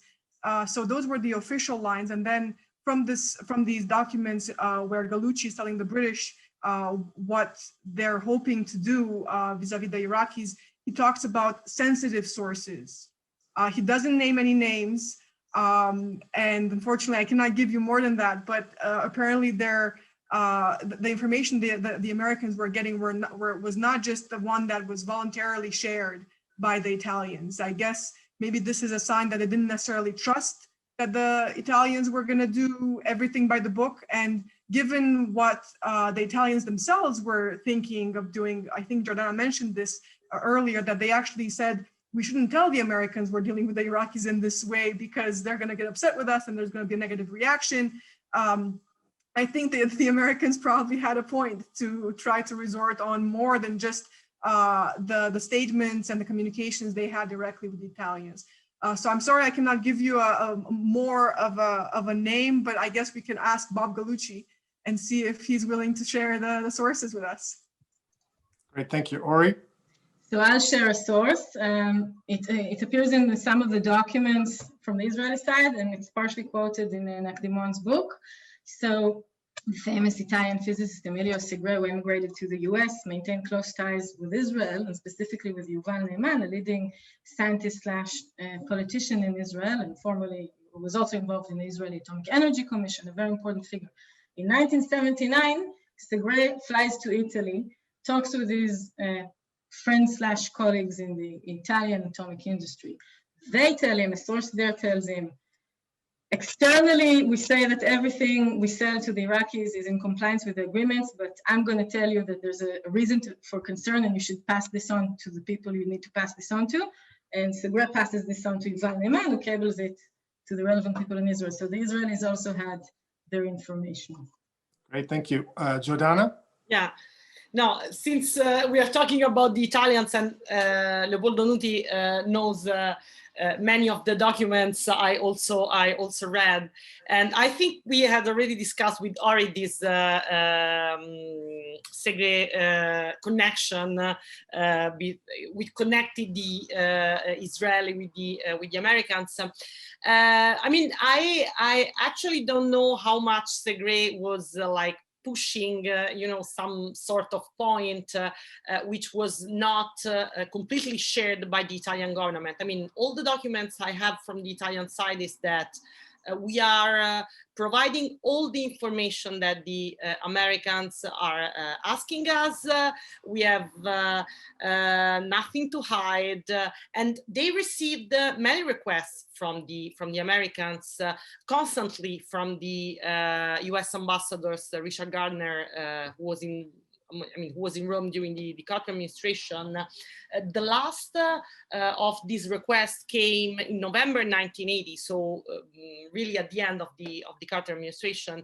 And the position of the Italian government, as much as I saw on the documents, was that they were clarifying everything. They had nothing to hide. And they were even a bit disappointed by the fact that the United States were insisting asking over and over again the same kind of clarifications. And when the raid happened in June 1981, Italy immediately provided all the information that was requested by the IAEA. So I think that, I don't know, maybe there was a misunderstanding or there was a lack of trust, which is very interesting, by the way, because the Italian government was actually quite convinced that they were doing everything by the book. Great, thank you. International multi-archival research here on display as we speak. I'm glad to welcome Marissa Korma, who will, Director of the Middle East Program at the Wilson Center, who will chair second session after the break at 11. To this round. We'll go next to Farzan Sabet. Farzan, if you could please unmute yourself once called upon. Yep, we got you. Thank you very much for the great presentations. Hi. I didn't catch all the panel from the start, so this may have been already said, but from what I understand, the Osirak strike was to some extent a joint strike between the Iranians and the Israelis. The Iranians had tried an earlier effort and failed to make any kind of decisive kind of victory, and later on played kind of a distracting role for Iraqi air defenses while the Israelis actually carried out the main part of the strike. I'm curious, from what you've seen in the sources, European, Israeli, and the US sources, how the Iran-Iraq war, and at least the desire on the part of the US to maintain some kind of balance of power factored into it. Thank you very much, and looking forward to the remainder of the end. Thank you. Great question, Farzan. Who'd like to take that on? Ori? So it's, all right, we'll it's start not, with Ori. Sorry. So hi, Farzan. It's great to have you here. And I'm sorry I can't see you. It's not reflected in the documents, the implied cooperation. It doesn't make an appearance. The one relevant thing I can say is that in September 1980, when the strike takes place, so for those of you who don't know, the Iranian Air Force attacked the Osirak complex actually twice and didn't achieve effective strikes. Ezer Weizmann, who until recently had served as Israel's defense minister, goes to meet Sam Lewis, the American ambassador to Israel, and tells him, you should know that we're contemplating a strike, but this one wasn't ours. So this goes to show you that, first of all, the Americans were, at that point of time, were aware of Israeli thinking, but specifically, the Iranian raid doesn't appear later on in the documents. Jordan and Liza? Yeah, exactly. I'm not found anything so far on the Iranian strike, but what I can say about the Iraq-Iran war in connection with Osirak and the development of the relationship between the United States and Iraq after Osirak is that it is clear that the Reagan administration, as well as the current administration wanted to have established good relationship with Iraq and with the Saddam Hussein government. And I think this came from the war with Iran. I mean, the US would have liked to be supportive of Iraq, and actually the development of the Iraqi nuclear program was a problem in the relationship with the relationship between Iraq and the United States. So one of the legacy of the raid was for sure the fact that the United States could resume official relationship with the relations with Iraq in 1984. And I think this is important in the context of an evaluation of the raid. Thank you. Liz, do you want to quickly comment too? Thank you. Very quickly. So from the documents I've seen, it seems like the Iraqis believed the September 1980 attack was a joint operation between Israel and Iran. And it basically described how the jets that attacked the Osirak reactor used very different tactics from the other jets that were deployed. And an interesting side of things, which doesn't necessarily address this issue, but it's kind of interesting for the bigger picture, is that it seems in Washington, there was a sense of pity or a kind of like, oh, why didn't they just destroy this reactor in 1980? And that might have been a kind of a yellow light in some sense for the Israelis, I guess. Ori can tell us more about that. But it seems like the first one was at least perceived by the Iraqis to be a joint operation, much more so than the second one. Thank you. We're already well past our time. Let me just call on two more members of the audience with questions. First, Erwin Binder, if you're there, please unmute yourself. Yes. I was working at Los Alamos National Laboratory, the U.S. Nuclear Design Lab, and had a great conversation with a colleague, a very wise man. We had a difference of opinions. He said, those crazy Israelis, look at what they did. That was his reaction to it.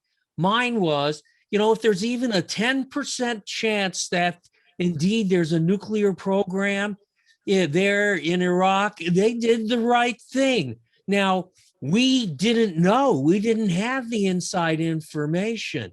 I just wanted to give you that taste of some of the discussion that was going on at the time by two, I hope I was wise. He definitely, very wise man. Thanks very much. I think that was more of a comment. So we'll go straight to our final speaker, Michael Goodman, who has been posting. Here's your chance to ask one or two very short questions. Okay, this will be very brief. I was interested in knowing if Israel was seriously contemplating use of nuclear weapons at the time of the Yom Kippur War. Supposedly Moshe Dayan was. And I would also point out that the 73 war, Iraq did send a small contingent of troops to fight on the Golan front at that time. Thanks. Thank you. It's a bit off the Osirak subject, but Ori, yes, will you take this on? I'm happy to take it. So not only did Iraq fight in 1973, North Korea sent a few fighter jets to fight, and there's a famous air battle between the Israelis and the North Koreans. If you want trivia, Israel was not seriously contemplating nuclear demonstration in 73. The leading historian there is Avner Cohen, and I invite you to read on his research. What is important, I think, to our discussion is the following fact in the Iraqi context. In 1967, in the Six-Day War, Iraq had sent two bombers to bomb inside Israel, and one of them made its way in, flew over a town called Netanya, mistook it for Tel Aviv for some bizarre reason, bombed Netanya. Then there was a second bombing on a base inside Israel.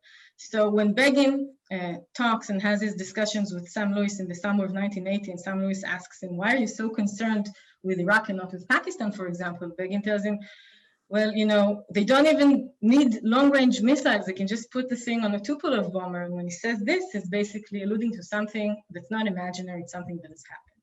That's it. Great. Thank you very much.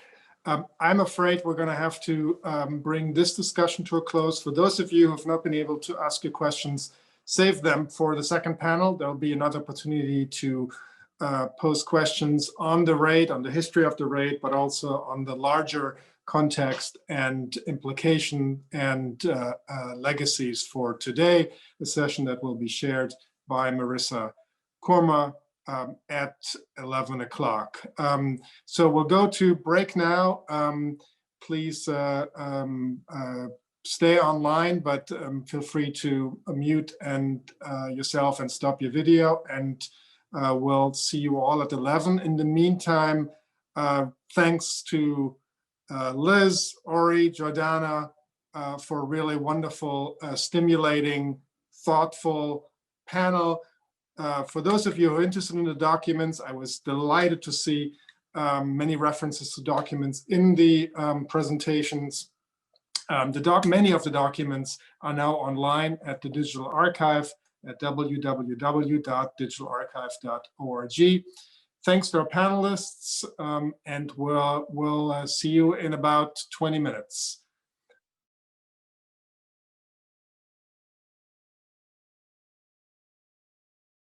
Good morning, everyone. My name is Marissa Korma, and I'm the director of the Middle East program at the Wilson Center. And we're very happy to be co-sponsoring this event with the History and Public Policy program at Wilson. Osirak, 40 years later, historical reflections on the raid. So welcome back to those of you who have joined us earlier this morning, and welcome to those who have just joined this special roundtable discussion, again, marking the 40th anniversary of Israel's raid of Iraq's Osirak nuclear facility in 1981. This raid, known as Operation Opera, was not only a surprise attack, but it had very important implications in the very often complex geopolitical dynamics in the region, particularly with Washington's reaction. I'm very excited to be moderating this roundtable discussion with experts on this topic, Jordana Polsini from Roma Tree University, or Rabinovitz from the Hebrew University of Jerusalem, Hussain Al-Shahristani, former Deputy Prime Minister for Energy Affairs in Iraq, and Melfred Braut Heghammer from the University of Oslo. So welcome to all of you. I know that this is supposed to be reflections into the history of the raid, and we will get to that, but I cannot help but sort of ask the first question about the relevance to geopolitical events today, with Iran's nuclear program being basically centerpiece of US foreign policy in the region, and what many countries in the region are most occupied with in terms of national security threats and challenges. So 40 years later, how is this, first of all, this anniversary, being marked? What are the lessons learned looking back from, the perspective of today? And I'm going to ask you, Melfred, to jump in first, because you're also a historian focused on Iraq, and then we'll turn to Hussain, and then back to Jordana and Or. Melfred? Thank you so very much. I'm so delighted and honored to be part of this event and this panel with such esteemed speakers. So thank you, first of all, for having me. It is a momentous event that had several repercussions. And I think in the Iranian context, we do see some, which is both in Iran and elsewhere, such as Libya, other countries paid attention to the Israeli raid. And what they did was to make their own programs less vulnerable to similar kinds of attacks. And in the Libyan context, which is another context I've spent a lot of time studying and doing research on, what they did instead was to piece the program up in modular components so they could move things around between different sites to make it less vulnerable. In the Iranian context, literally taking parts of the program underground probably reflects similar kinds of reflections. There are, of course, several important differences. For my part, I would say that the Iraqi nuclear program, I would not say nuclear weapons program, in June 1981 was much more vulnerable than the Iranian program is today. The Iranian nuclear capabilities are much more developed, much more robust, and have been so for many, many years. Whereas the Iraqi nuclear program, as I would argue, in June 1981 was quite vulnerable. It certainly was exploring technology, as we heard previous speakers explain and explore with the help of countries like France, Italy, and others. But the acquisition of that technology and these early explorations of the applications of that technology was not matched by developing sufficient know-how, or let's say manpower, on the ground. In the case of Iraq, there were actually several initiatives by many of the scientists to develop further know-how and explore these applications that did not receive support. So to cut a long story quite short, there are certainly lessons learned in countries such as Iran, but there are very many very significant differences as well.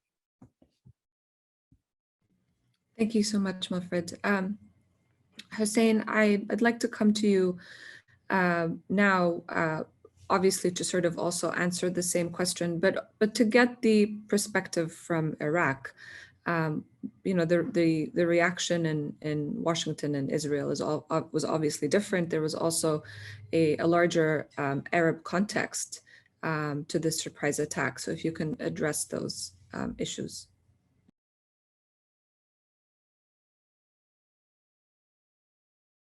Hussain, I think you're on mute. If you could kindly unmute yourself.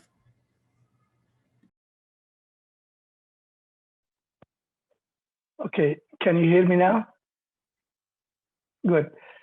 The Iraqi nuclear program started actually with the construction of a small Soviet research reactor that was contracted for in the 60s, and it was delivered to Iraq in 68 at Tuwaita, south of Baghdad, and was specifically used for peaceful application, for radioisotope production, for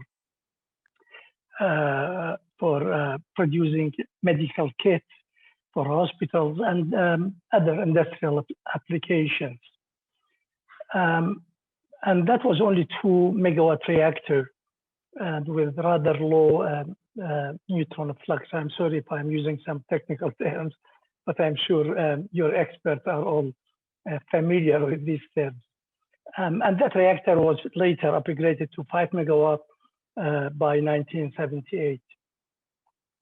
And then, of course, Iraq contracted for a French reactor, the Osirak, or Tammuz reactor, as it is called in Iraq, which was initially to be 70 megawatt, fueled by highly enriched uranium,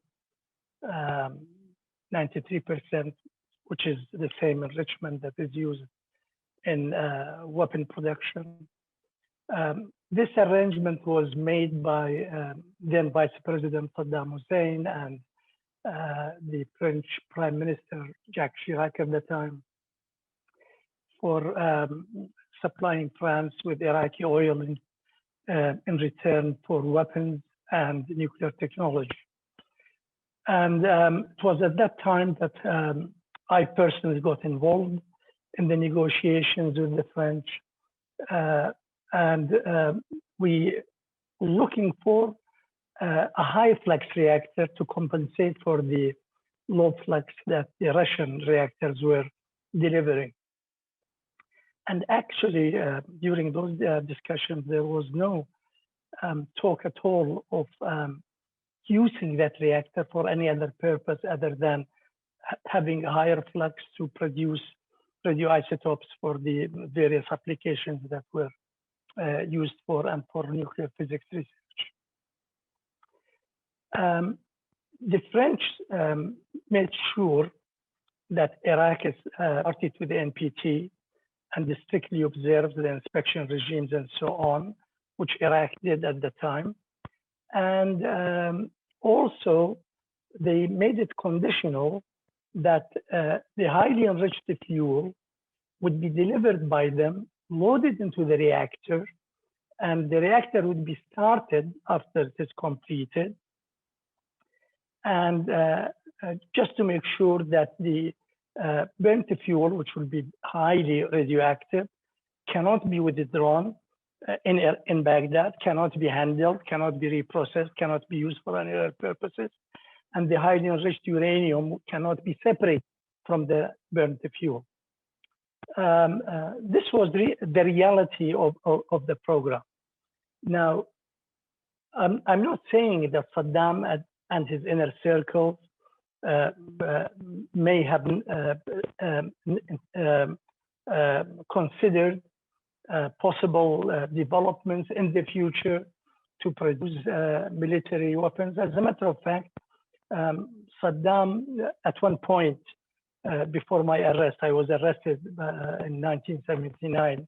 And at one point, he talked about static programs without really specifying and defining what he specifically meant. But there was quite frankly no talk among the scientists, among the leading scientists at the Nuclear Research Center in the 70s till the end of 1979 of any military applications. And as a matter of it could not have been, even if somebody may have wanted that, simply because, as I said earlier, that the fuel of the reactor, the Osirak reactor, would have been irradiated under the French supervision, could not have been processed. The highly enriched uranium could not have been separated. Neither could there be a blanket around the reactor to produce plutonium, because that again implies that we have to handle highly radioactive material for which I had no processing facilities. We heard earlier that Iraq had dealt with Italian companies to buy hot cells, which is true, but these were small hot cells. They could only process a few grams of irradiated fuel or irradiated material in the reactor, and could not have possibly been used for irradiated fuel bundle. So any talk about Iraq having a program for military purposes in the 70s till the end of 1979 is not realistic. It's really it's simply not true. However, as I just said, that I was arrested in Iraq, in Baghdad, at the end of 1979 for refusing, or actually for opposing Saddam's violations of human rights and the mass executions and arrests at the time in Iraq. And in a prison, when Barzani Tikriti, the head of the Iraqi intelligence service, he is the half brother of Saddam Hussein, he visited me and asked me to go back to my work at the Atomic Energy Commission. He actually, for the first time, specifically mentioned that Iraq needs to develop nuclear weapons. Quoting his words, he said, because this will give them a long arm to reshape the map of the Middle East. And when I explained to him that I was physically and mentally not in a position to go back to my work, I was severely tortured, paralyzed. And I told him I just cannot do any work at the Atomic Energy organization. And he specifically, very forcefully told me that, look, it's a man's duty to serve his country. And anybody who refuses to serve his country does not deserve to be alive. I simply looked back at that man and told him that I agree it is a man's duty to serve his country, but what you are asking me may not be a service to my country. At that point, I was ordered to be put in solitary confinement, where I spent 10 years. So I was really not in touch with the developments at the Nuclear Research Center after my arrest. But after the Israeli raid on the Osirak reactor in June 81, I was again visited by Barazan, and who brought me some photos and told me that this is what the Israelis have done, and wanted me again to consider going back to read the reactor, because he considered me as one of the patrons of that reactor program. And at that point, it was clear to me from the discussion that I had with him that they have decided to go in full force into a military application. There was another colleague of mine, Dr. Jafar Dia Jafar. We both were chief scientific advisors at the Iraqi Atomic Energy Commission in 1979. Dr. Jafar, after my arrest, had written to Saddam protesting my arrest, or rather explaining that he cannot work at the Atomic Energy without me, because I was a nuclear chemist, he was the nuclear physicist, and they were well complemented each other, and so on. But anyways, Saddam ordered him to prison, and Jafar was imprisoned also. So actually the program was totally halted with the arrest of Dr. Jafar and myself. In late 1970, Jafar was arrested in early 1981. Then after the Israeli raid, Jafar was taken from his own cell to meet Saddam Hussein. And he talked about that meeting in his book, The Final Confession, and where he actually said Saddam have asked him or told him that that's what the Israelis have done, and wanted him to work on developing nuclear weapons. And if I may quote Jafar, because that's what he told me when I met him after the fall of the regime. And he actually also mentions it in his book. I quote him, he says, I quote Saddam as saying, "We must build with the hands and minds of the Iraqis an alternative nuclear program." So till that point, the program was not military. Now he was looking for an alternative nuclear program. And we must have nuclear weapons as a deterrent to Israel aggression. We should work from today to acquire new technology. So again, even Saddam knew that there was really no military program at that point when he asked Dr. Jafar to go back to the Atomic Energy and work on such a program. Dr. went back to the Atomic Energy and started that work, and he explains motives and his colleagues to work on that program. I was left in my solitary confinement all those years, so I was not party to it. So my proposition is the Iraqi military nuclear program, regardless of what Saddam or his inner circles may have thought or dreamt, there was no such program in Iraq, not a big energy center, not anywhere else, before the Israeli raid.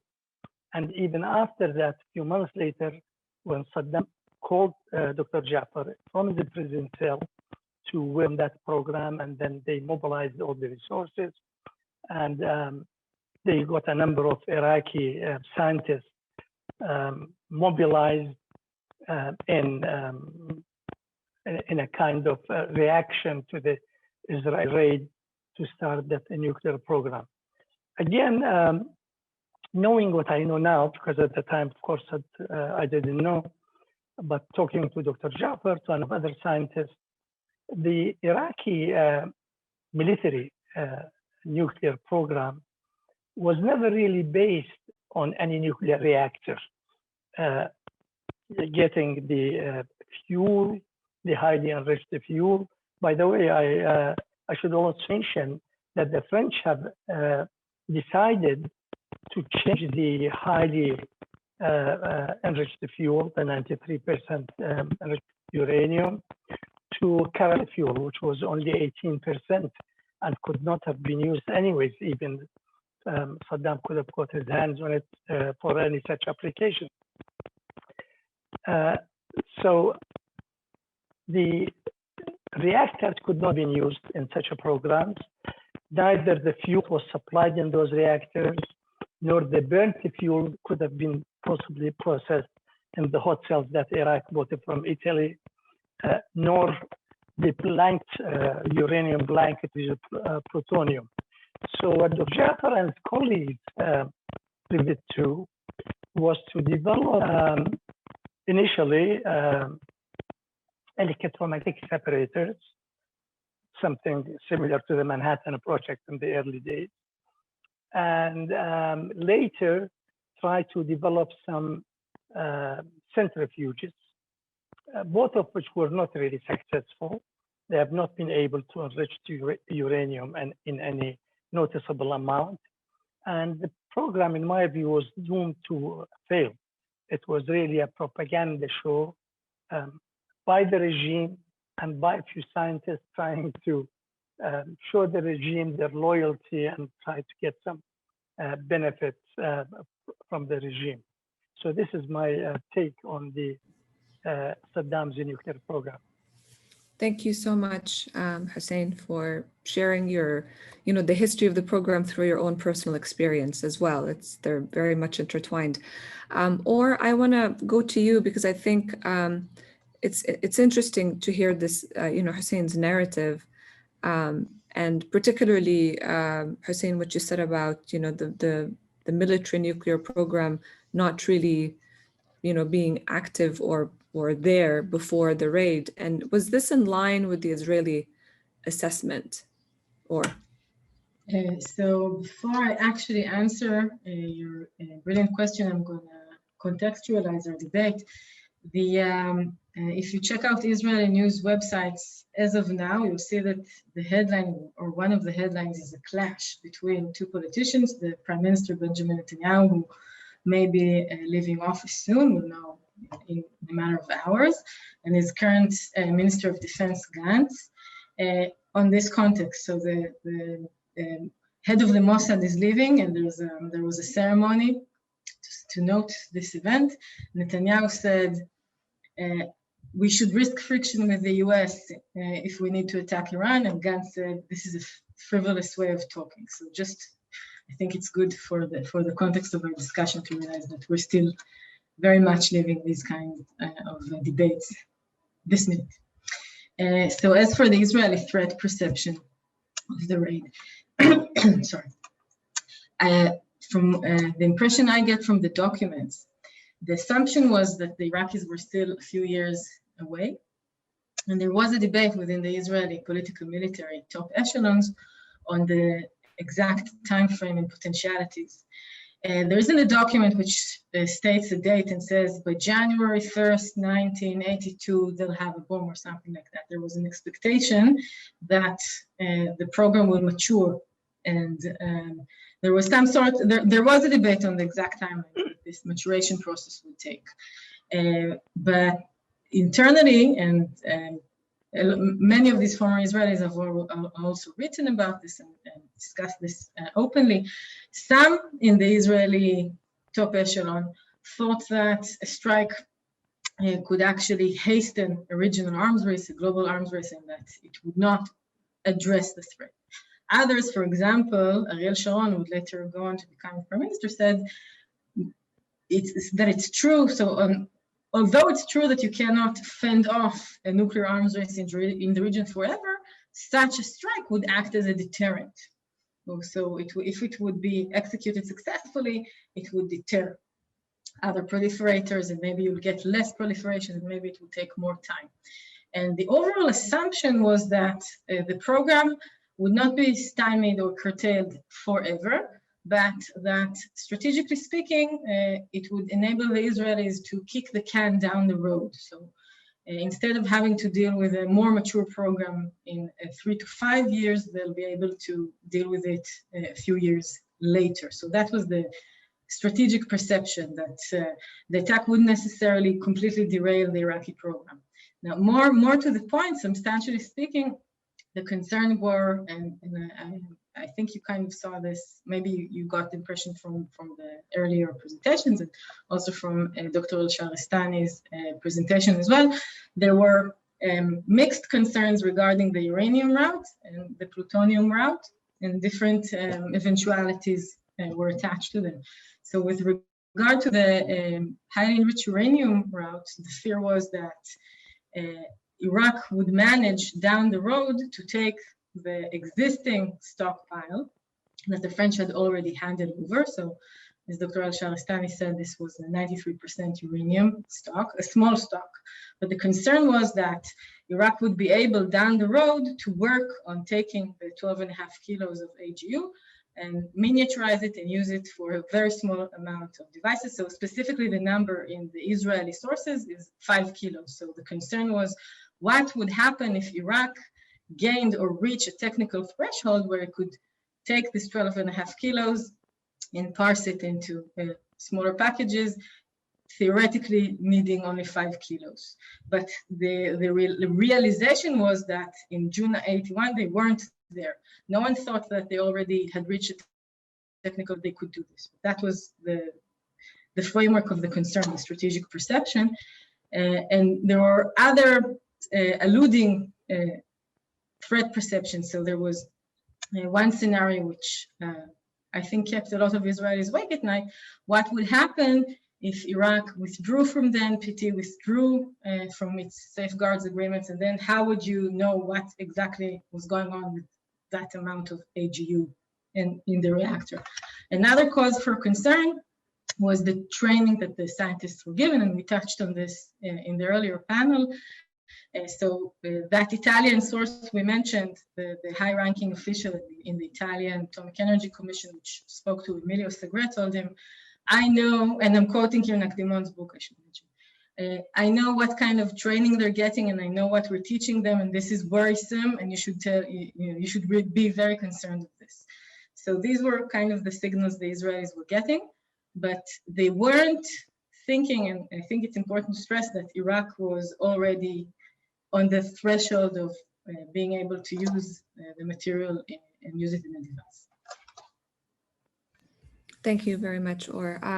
Jordana, I want to go to you to also address the sort of kickoff question about the context to today that Or also reminded us of very aptly just now, and think about the lessons learned, moving forward till today, particularly in light of Hussein's intervention. Yeah. Well, I want to first speak about the legacy of the Osirak raid on the debate on preemptive strikes against hostile or perceived hostile nuclear program, which was one of the main, I would say, fallout of the Osirak raid. And I want to address this issue in the context of the 1980s, but also in the debate that happened surrounding the 2003 attack of Iraq, and later all the discussion regarding the Iranian program. And I think it is very important what both Dr. Rabinovitz and Al-Shahristani were saying about the fact that the Iraqi nuclear program was not actually already there on the way of being a military program. So the raid happened way before that even happened, and Israel was aware of that. During that same year, the United States had to worry about another possible attack against a nuclear reactor, and this time was the Indians against Pakistan.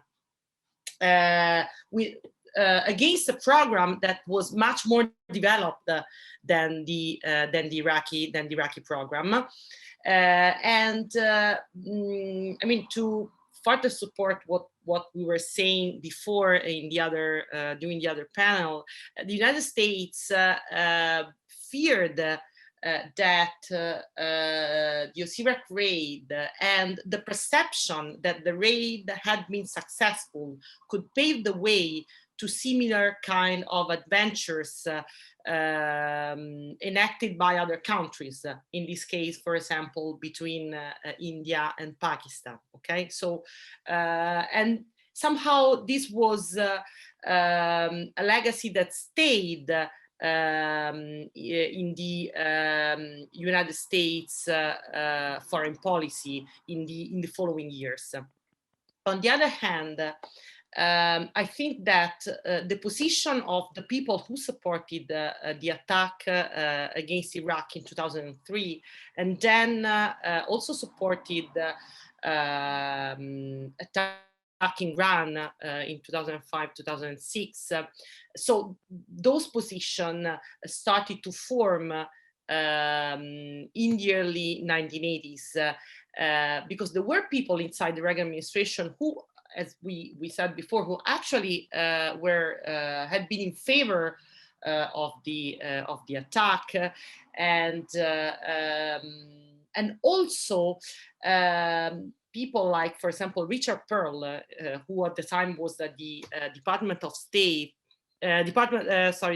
Defense, and Paul Wolfowitz, who were the Department of State, who thought that a great responsibility of what had happened at Osirak laid within the IAEA, so the International Atomic Energy Agency, and as we saw from the documents, you can see that some people inside the Reagan administration believed that you could not trust the IAEA. So this idea that the IAEA inspection regime could not be trusted was part of the discussion regarding Osirak inside the Reagan administration. And I think that this kind of feeling toward the development of the Iraqi nuclear program remained somehow, was present somehow in the debate throughout the years, during the first Gulf War, but also in the late 1990s and in the early 2000s. So I think that many of the elements that were perceived and discussed at that point informed the debate in the following years. And again, especially this idea that the International Atomic Energy Agency could not be trusted with what was happening in Iraq was something that stayed there for a long time. Thank you for that, Jordana. So Mulfred, I'm going to go back to you on the one of the points that Hussain mentioned, which is basically, the Iraqi regime under Saddam, so focused on the, basically propaganda, making a lot, basically exaggerating very much what Iraq needs to do in order to be seen as the vanguard of, protecting Arabs from Israel. I mean, that's like, we have to also remember that this is in the context of the Arab-Israeli conflict, right? This is sort of the heart of it. And then we see, events changing in the 80s with the Intifada, right? So this is very much part of the story. And I wonder if this narrative, it was something that was part of the perception as well. That's sometimes missing because, and I've heard so many of you use the word perception, right? Because a lot of it is based on information you have, and then how this information is perceived within a particular national context and then regional context. So I'm wondering if you can comment on this particular element, that this was sort of blown out of proportion for political reasons, particularly regional reach in the case of Saddam.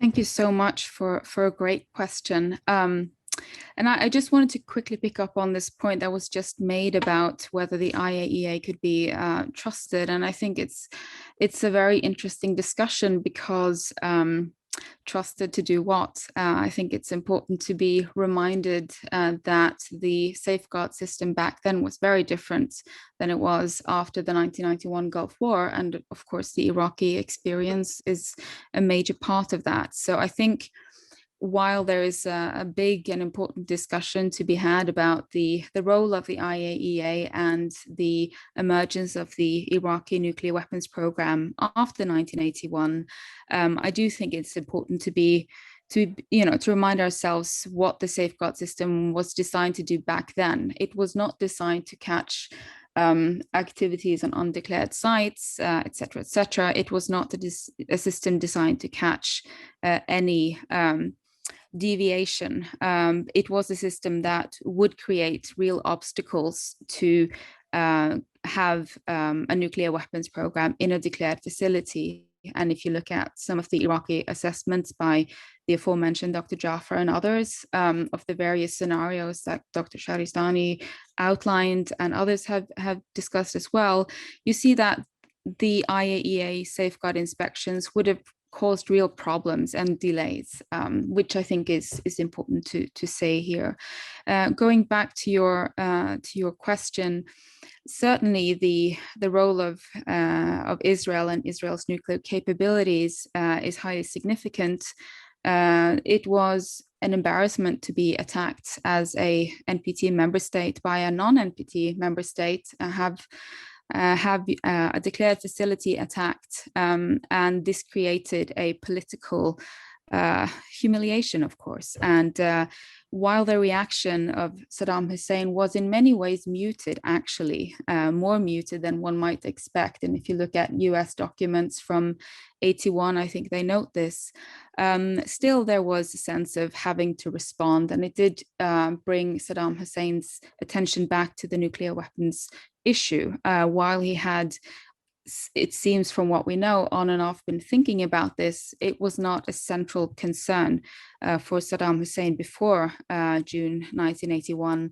And of course, by that stage, there was another conflict that he was very much concerned with, which was the war with Iran, which certainly posed a very pressing set of challenges for the leadership and the country as a whole. So in terms of balancing the role of the Arab-Israeli conflict as a political matter that Saddam had to weigh against his desire to be relatively close with the US to get support in the war effort against Iran, and then on the other hand to try and deal with Iran in this war, was a very difficult balancing act. It does seem to me, though, that ultimately in the Iran-Iraq war, chemical weapons were the main priority and the main weapon. And in the meetings in the Iraqi Atomic Energy Commission or the nuclear weapons program in the late 1980s, even as Iranian attacks were literally hitting the buildings where the nuclear researchers were, they were saying that actually this program is about Israel. It's not really about Iran, as I recall from some of the recollections from other scientists. So it is clearly the political frame here is the Arab-Israeli conflict, but ultimately, if you look at the 1980s, the Iran-Iraq war was the much more pressing matter at hand. And I think this is part of the reason why the Iraqi nuclear weapons program after 1981 wasn't really in a rush. It took a very long time to explore different technological options, and there were surprisingly few deadlines or signals from the political leadership at this time, which I think is also quite significant. Thank you. Hussain, I want to go back to you to sort of also zoom into the Iraqi people's reaction, but also moving this forward to today, because now you are a neighbor to, neighboring country to Iran, where the focus has shifted towards Iran's nuclear program, particularly in the last, two decades. And so is this something that reemerges in the Iraqi national narrative, particularly as we approach the anniversary of the raid this month? Is this something that is part of the political discourse amongst, politicians, but also the people of Iraq? Saddam managed to use the raid on Osirak to mobilize the Iraqi national sentiment in his favor, particularly at a time when he was waging war against Iran, 8 years war and so on. And of course, the current generation in Iraq don't know much about what happened 40 years ago. But generally speaking, talking to normal people, they have a very strong resentment about Israel's aggression against their scientific research facilities. You asked me about what is the sentiments in Iraq. I would like to add at this point that we as scholars, well, you, not me, I think we owe it to humanity to draw the right lessons to avoid similar catastrophes that can lead to wars with great losses to those involved. We know for a fact now that the nuclear military program in Iraq under Saddam did not start till after the Israeli raid. And any talk other than that to justify the Israeli action is a kind of really misleading. I'm not saying that Saddam was right to resort to that tactic, but I'm saying these are the facts on the ground as we know them now. At the time I didn't, as I said, because I was not involved, but talking to the people involved after the fall of the regime, I'm convinced that the program did start after the attack. So this is a lesson to be learned. Do such attacks really help to prevent developing of military weapons and the use of them, or do they trigger the development of military weapons? This is the first lesson to be learned. As for the current situation, vis-a-vis Iran's nuclear program and so on. Of course, we are concerned. Iraq as a neighboring country, and any clashes, Iraq will be will suffer tremendously. I have been following the Iranian nuclear program and played a small part in trying to organize a meeting of the 5+1 with Iran in Baghdad in 2012 when I was Deputy Prime Minister for Energy Affairs. And in that capacity, I met with the Iranian locators and with the Europeans and the Americans. Quite frankly, it was clear to me there was a serious misunderstanding on both sides. They, I don't know if you have for me to go into this or not, but I think it is a bit interesting for people with your background really to be aware of it. The Iranians at the time were convinced that the Americans are after a regime change. And for them, they had no trust whatsoever in America to reach an agreement. This is before the nuclear agreement was signed in 2015. On the other hand, the West, and particularly the Americans and the Europeans, they really feared that Iran may eventually develop nuclear weapons that will be a serious threat, not to the region, but to the world, having their own delivery capacity of missiles and so on. And they could not convince themselves that Iran, having the capacity, will not proceed to develop nuclear weapons. So telling the Iranians, look, you have to prove to the West that you are not after developing that weapon.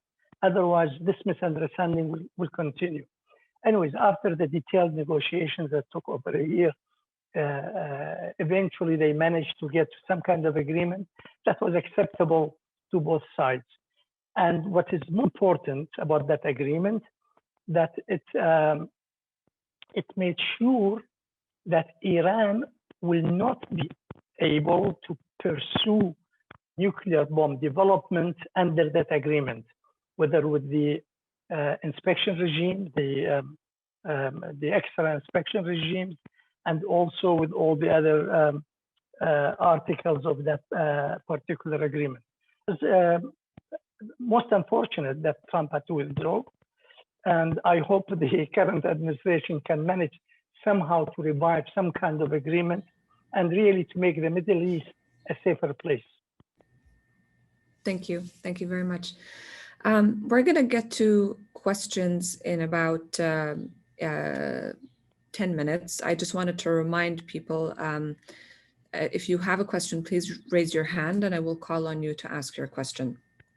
And I want to just do a quick round to get to you, or as well as Jordana, to react to both Malfred and Hussain as well.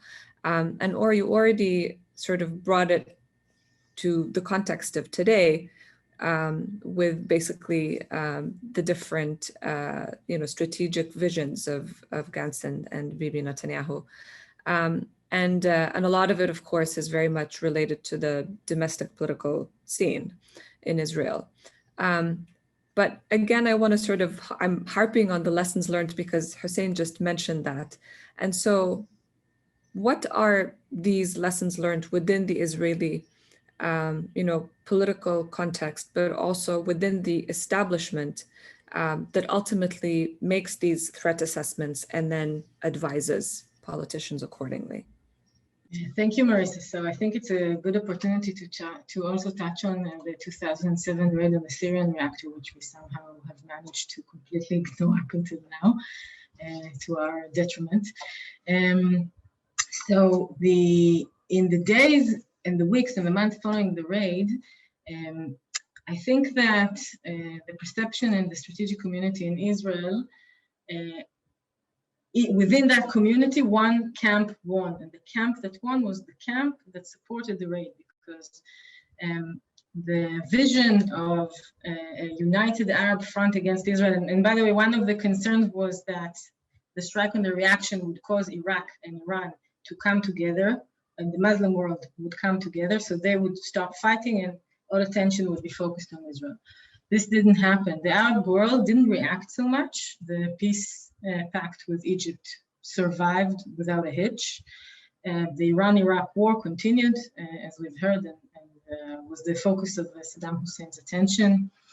The relationship with Washington was basically back on its track by summer. We should also remember the Lebanon war and the attention and the criticism that Israel faced mainly moved to that front. And by the way, and we should have mentioned this, it's a good point to mention, the week that Israel's credentials were rejected in the IAEA was the same, was 2 days or a day after the Sabra and Shatila massacre. So these events are all intertwined, and criticism of Israel has many sources, and really it's quite complicated to pinpoint each and every point of friction. But in the Israeli strategic community, the perception was that the decision to launch the raid was right because the negative potentialities didn't occur. They kind of lost track of the covert Iraqi effort during the 1980s, and they only woke up to it around 89, 90. This largely happened. So the first people that were really concerned were the people following the missile war, the Iran-Iraq war against the cities, the city war where ballistic missiles were launched at each other. And people like David Ivir was the commander of the Israeli Air Force when the strike was launched back in 81, started thinking about what would happen if the Arab countries surrounding Israel would develop these capabilities and use it against Israel. And of course, Iraq was also on Ivir's mind, but it took a lot of time until this other voices in the strategic community got on board with that. So by the time attention was refocused on Iraq, it was 89, and only in the summer of 1990 did Israeli intelligence report back that Iraq was actually working and actually being relatively advanced in its effort to enrich uranium.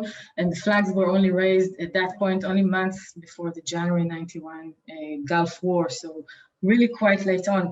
But the lessons the strategic community learned as they were finding out how developed Iraqi efforts were following the war was that the strike in their mind was justified because it managed to delay the maturity or the maturation of the program almost until that line, 1991. So that was the lesson the strategic community drew. And we see these lessons being borne out in the 2007 raid against the Syrian reactor. And here we have the mirror image of what we argue in our article is this really deep dysfunctional strategic miscommunication. So in the 2007 incident case, the events surrounding Israel's raid against the Syrian reactor, we see open channels of communication between Prime Minister Olmos and President Bush. We see the Israelis giving the raw intelligence, which is really rare because usually Israel, when it shares intelligence, and intelligence communities in general, they wouldn't share the raw intelligence, they would share the assessments. And here we see deep intelligence cooperation, and it's based on a personal friendship which Bush and Olmert maintained, which Begin and Reagan never maintained. So the personalities involved also played a role. So really the mirror image of what we saw in 1991, especially with regards to communication. So I'm going to leave it with this. Thank you very much. Jordana, I'll get to you before we get to the questions to also reflect on the historical lessons learned as we sort of look back and look at them today, particularly with regards to also the role of the United States in particular in in reacting to basically, regional developments, but particularly attacks, or as we have seen also last year, an assassination of a nuclear scientist in Iran, right? So a lot of these sorts of strategies and tactics are still being utilized, and of course not declared as such by Israel, but assessments by different intelligence communities come out and say that. So the US has a particularly important role. And now with the Biden administration jumpstarting talks, it's a different dynamic. So how would you bring that forward with the historical lens?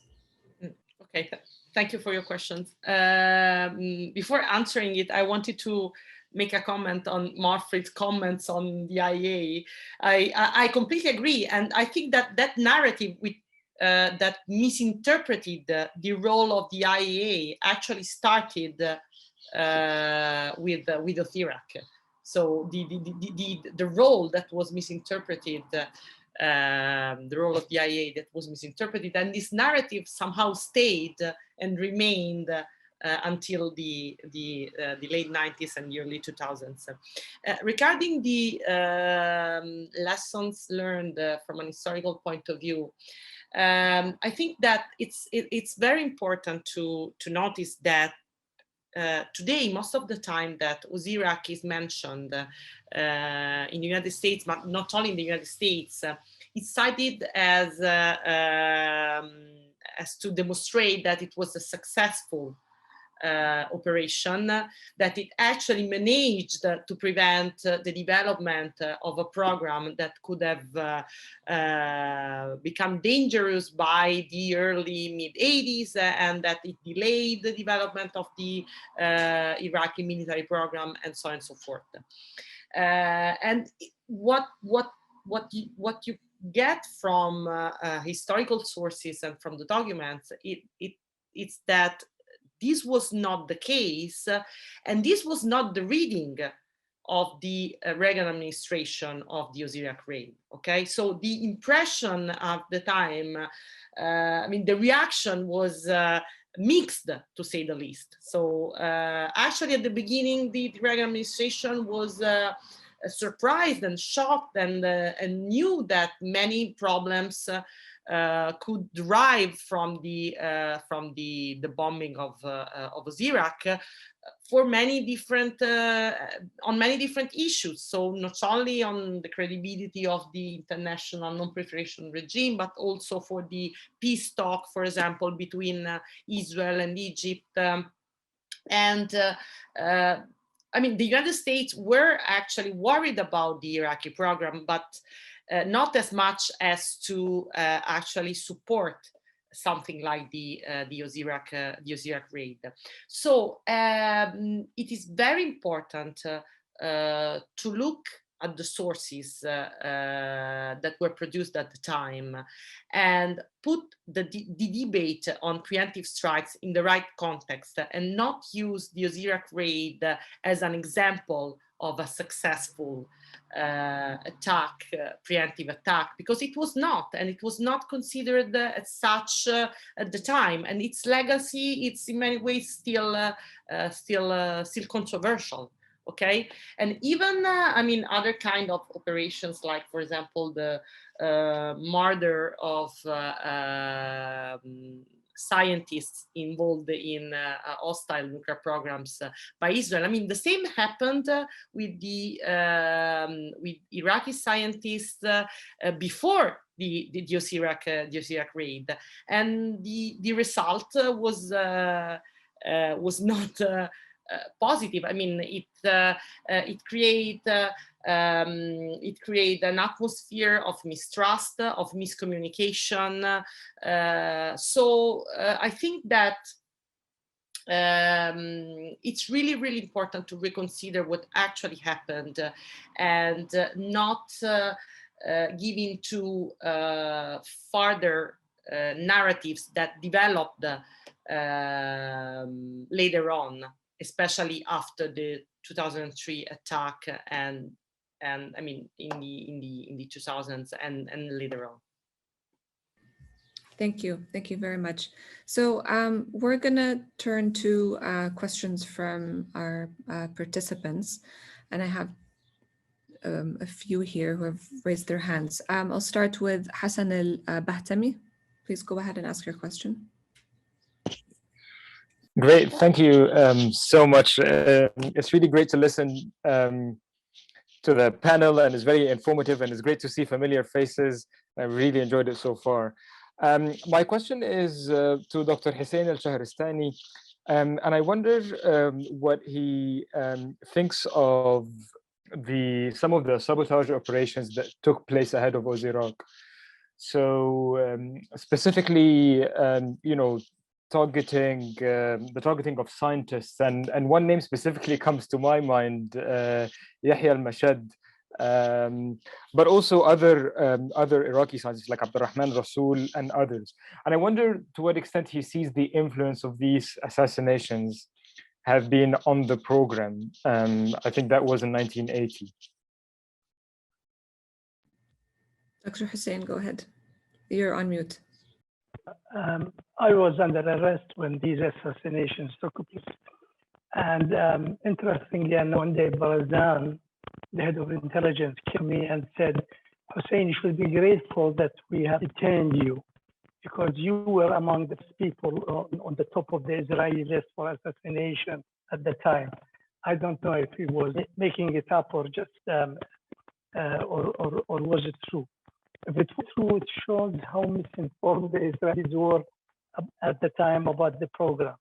I don't believe the assassinations of the Iraqi scientist, Dr. Yahya al-Mashad in particular, and Hussain colleague in Paris, really hindered the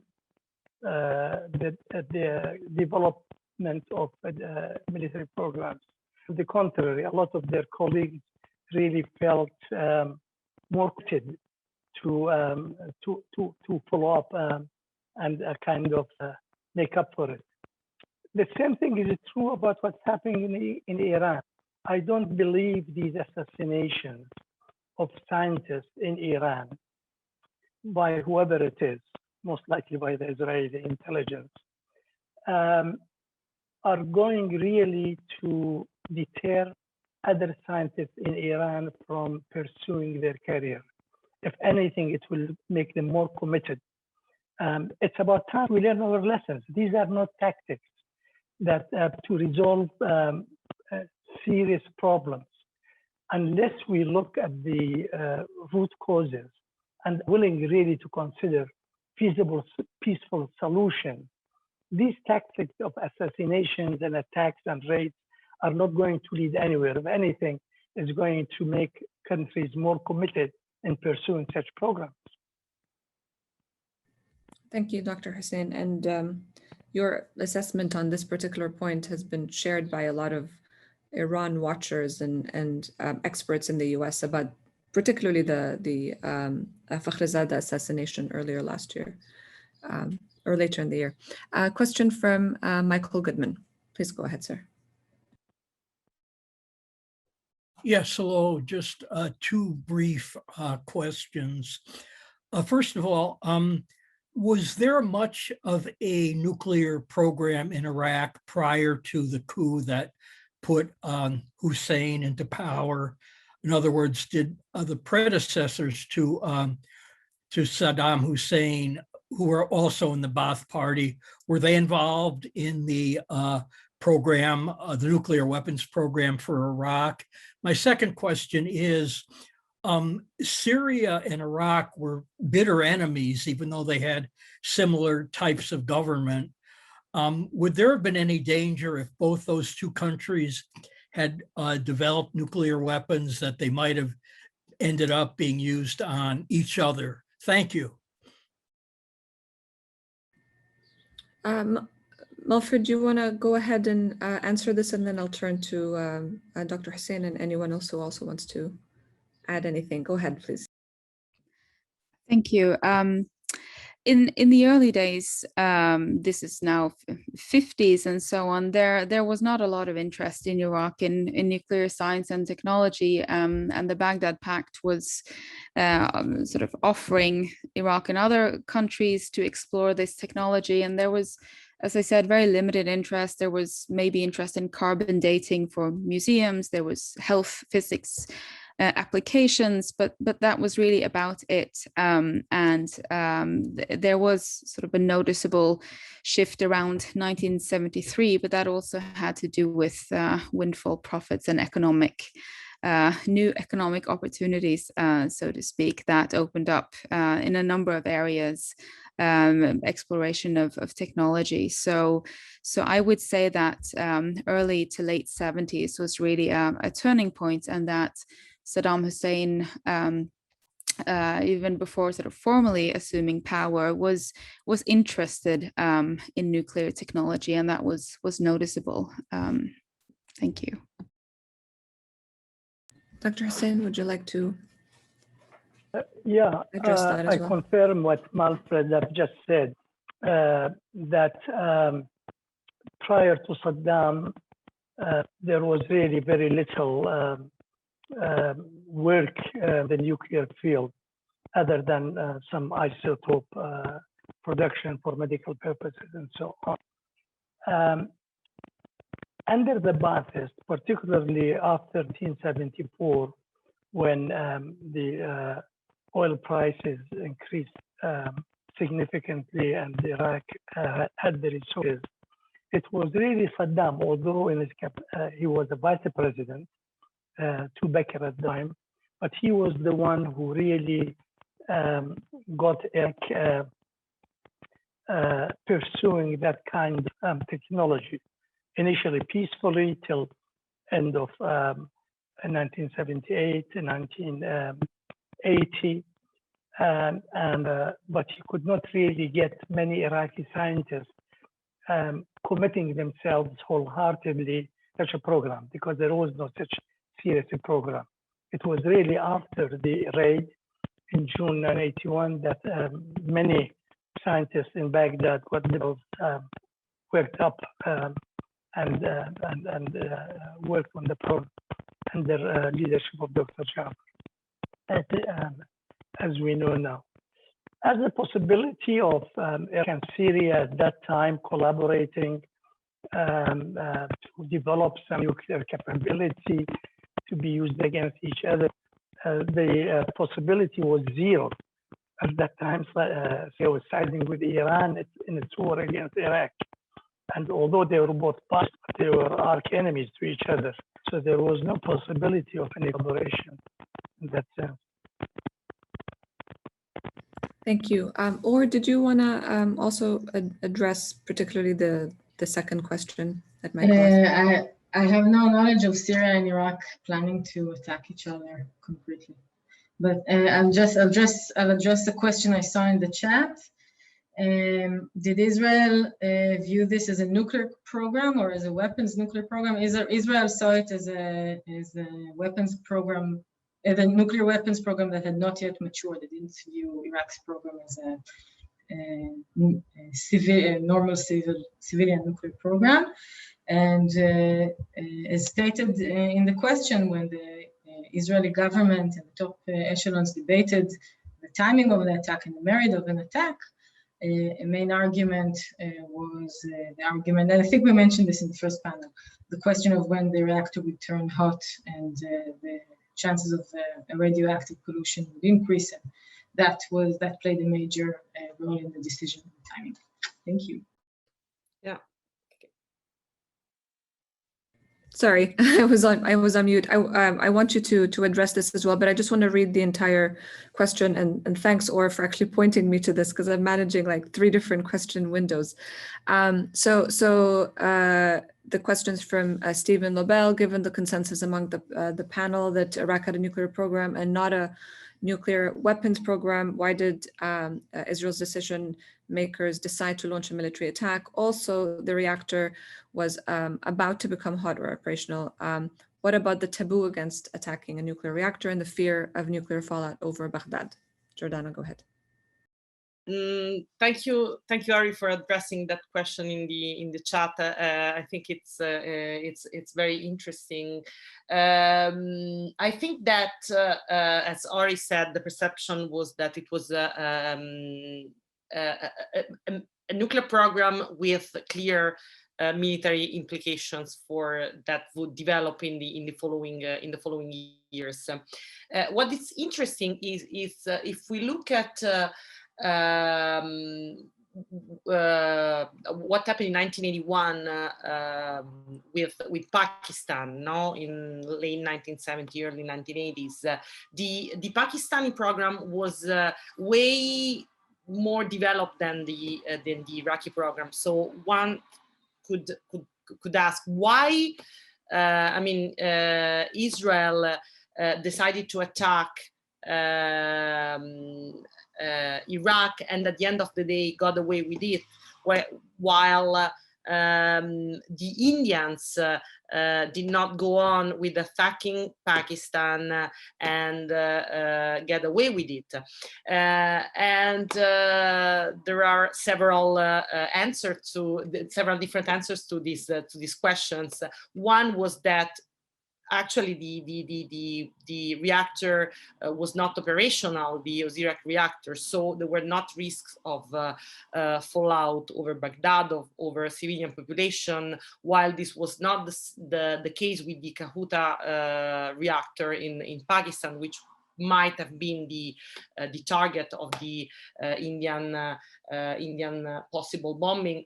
By the way, it is possible that the Indians got in touch with the Israeli to coordinate somehow some strike against the what was perceived as the Islamic bomb, a sort of Islamic bomb that might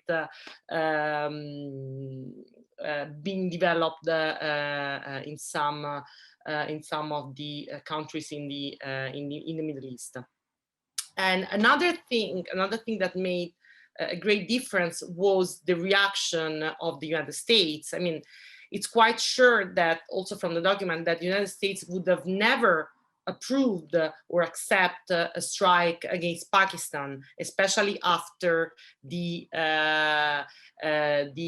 Soviet invasion of Afghanistan. Pakistan had become one of the most important allies of the United States in the area, which of course was not the case with Iraq. Okay, Iraq might be important in the context of the Iraq-Iran war, but not as important as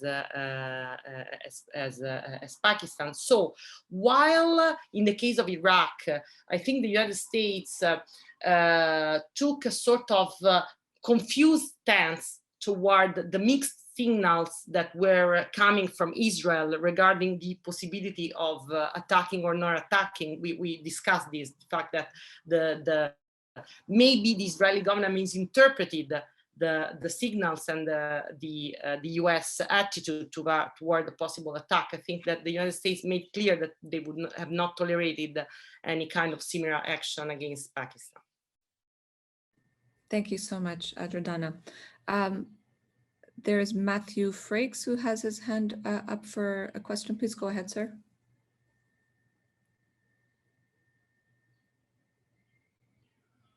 Matthew, I don't know if you heard me or you're on mute. I'll wait a few seconds and then I'll read one of the questions from the Q&A chat box. Okay, we can get back to Matthew later. So we have a few questions in the chat box. One from Douglas Majors. Didn't Saddam's use of chemical weapons validate Israel's concerns? Or would you like to tackle this and then I'll get back to others on the panel? I think in terms of re-emphasizing how dangerous he was, I think it kind of drove the message home. So the Israeli leadership witnessed in the late 80s his willingness to use ballistic missiles against civilians, and his willingness to use chemical weapons. And then I'd like to remind you all that in the spring of 1990, he had this famous TV speech where he said that he's willing to set Tel Aviv on fire, or half of Israel on fire. I'm sorry if I'm misquoting. So that put together really emphasized the need to redirect attention into Iraq, and basically that was the events which foresaw the January 91 Gulf War. And interestingly, before the war broke out, there was no Israeli consensus on the need to develop an anti-ballistic missile system. In the war, and the fact that 39 Iraqi Scuds had landed on, in Israeli territory, was to a great extent a big promoter of the idea, and the public kind of woke up to that. But even after the 91 Gulf War and the 39 Iraqi Scuds, there were still a lot of debates internally within the Israeli military on the need to develop an ABM system. It was perceived as too expensive and not particularly useful, and it took time until the system, which eventually became the Arrow anti-ballistic missile system, convinced the relevant people that it was feasible and manageable. So that was another part of the equation. Thank you. Melfred?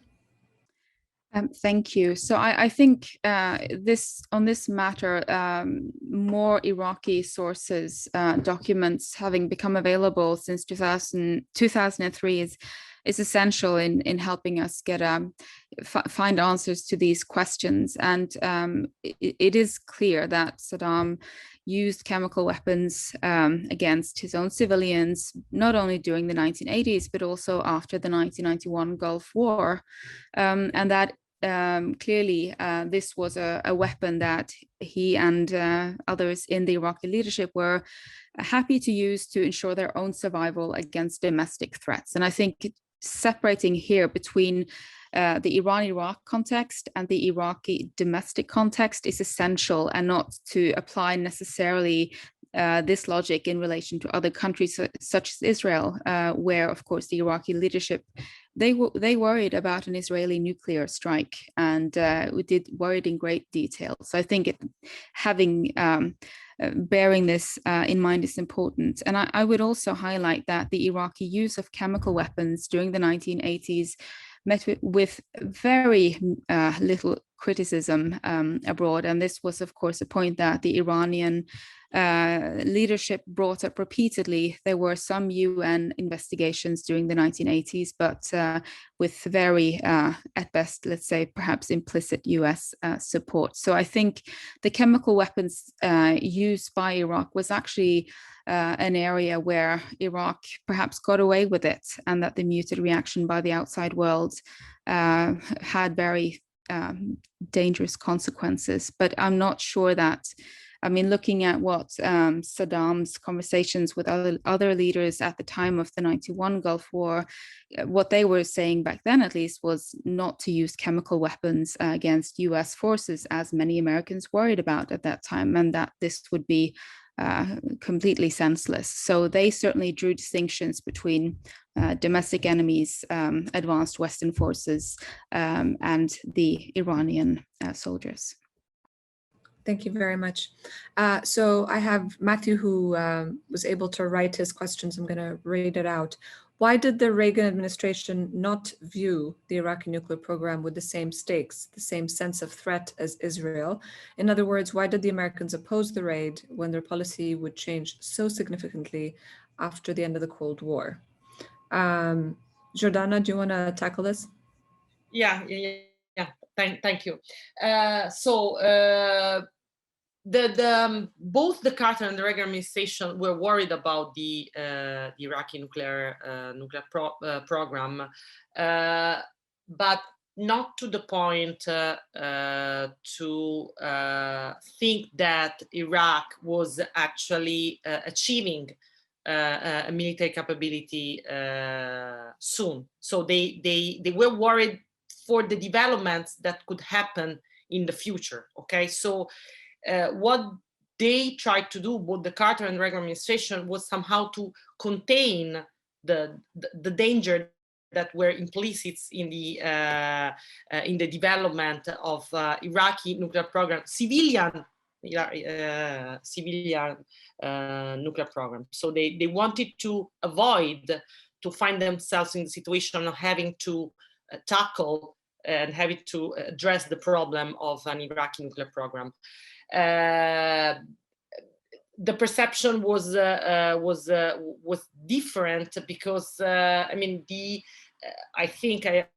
mean Israel was a neighborhood to Iraq, and the United States were not. So of course the perception was different in that sense, that Israel felt the urgency of doing something before the Osirak reactor became operational, and then there would have been the problem of the fallout on Baghdad and so on and so forth. And I saw another questions which asked if there is any significant attached to the date of the Osirak bombing, and one of the meaning that one could attach to that date was that the reactor was about to become operational, so it was important to attack before that happened.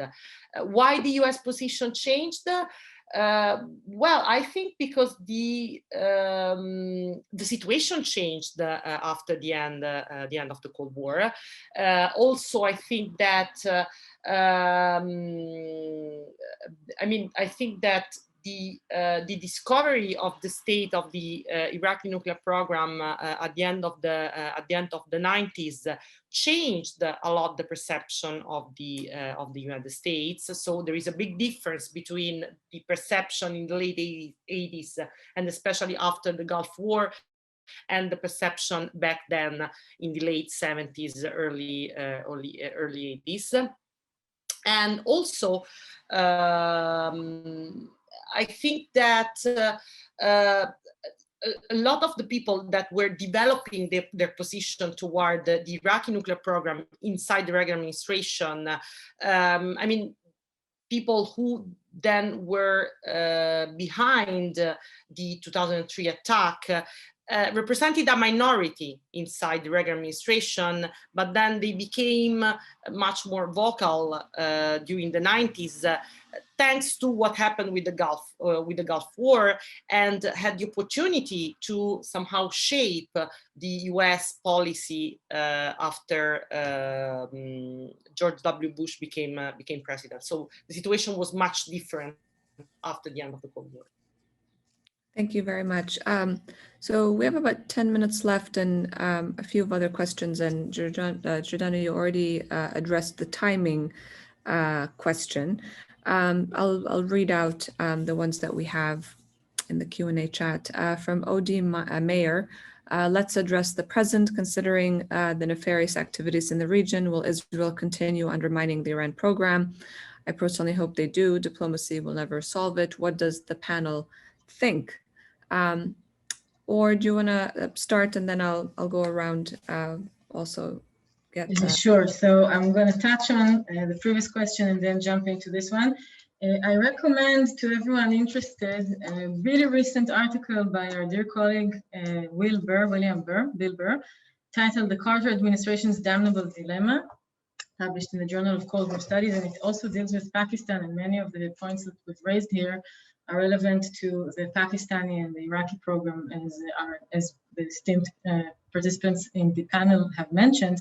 And what's striking, I think, to me, was that you see in the Pakistani case, as Professor Bird shows in his article, that the British bring the Americans intelligence about Pakistan's progress, and the Americans say, no, you're exaggerating. There's a sense of the British being alarmists. And you see in the exact same time frame, the same kind of zeitgeist, the same spirit kind of hovering over the communication with Israel in the Pakistani program. Later on, you see a kind of a realization that maybe the alarmism wasn't so alarmist, and you see in American intelligence assessments being updated, and they kind of get on board and they accept some of these assessments. But I think it kind of goes to show some of the intelligence problems and some of the problems with the assessments of hostile nuclear programs that kind of inflicted the Americans at the time, because they were never the alarmists during that time. They were always the opposite of the alarmists in the context of intelligence cooperation, such as the one we mentioned. So regarding this question, Mr. Mayor's question or Mrs. Mayor's question, what's happening now, in my opinion, is a continuation of a larger, grander Israeli policy, which actually dates back to the late 1950s, early 1960s, where Israel decided to take action against the German rocket scientists aiding the Egyptian rocket program. And you saw a more limited sabotage operation taking place at that time, where at that time it was an intimidation campaign and a letter bomb campaign. And there was an attempted assassination against scientist Professor Kleinwächter. So I think, in my opinion, this was the early stages of what will later on in the 1970s develop to be Israel's sabotage campaign against the hostile nuclear programs of Pakistan and Iraq. And interestingly, and this is usually not dealt with or discussed, the Pakistani program was also targeted, and you see a campaign trying to threaten Western companies and Western individuals working with the Pakistani program. And it happens parallel to the attempts to sabotage the Iraqi nuclear program. And then at one point, the Israelis turned their focus on the Iraqi program. And this touches on the issue of strategic threat perception and what I mentioned in the previous panel, Begin's discussion with Ambassador Lewis in the summer of 1980. And what we see now with Iran, I think, is a continuation of this grander strategic doctrine in Israel's behalf. The Begin doctrine is one part of it, but there's an ongoing sabotage campaign, which in these days is also translated into cyber covert operations, which are aimed at sabotaging and slowing down the Iranian program. It seems to me, as an observer, that it's still ongoing, but the Mossad isn't really updating me on its objectives. Thank you. Thank you very much, Or. Dr. Hussain?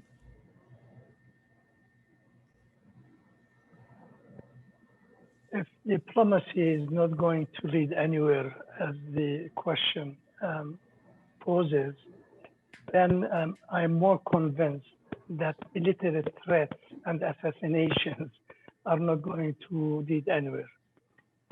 Whoever advocates such a policy should learn lessons from Saddam.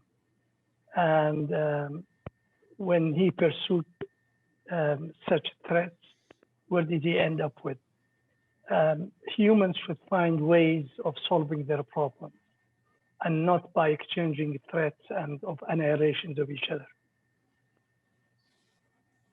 Thank you very much, Dr. Hussain. Malfred, did you want to address this? I very much agree with the points that were made just now, and also it seems to me that using military force to try and solve these kinds of problems certainly can derail and disrupt and perhaps even stigmatize certain programs. But as we've been discussing in detail, it also creates new problems that can be much more difficult to deal with in the longer term. And so I think I would very much agree that force alone certainly cannot solve this kind of problem, and that it seems to me that diplomacy can achieve much more when states work together, which unfortunately they don't often do. But when they do it, it really makes a difference.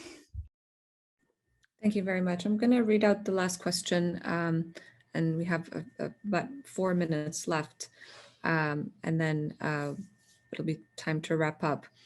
So a question from Austin Cooper: more than potentially a radiological incident, Osirak could have been taken as an act of war. No.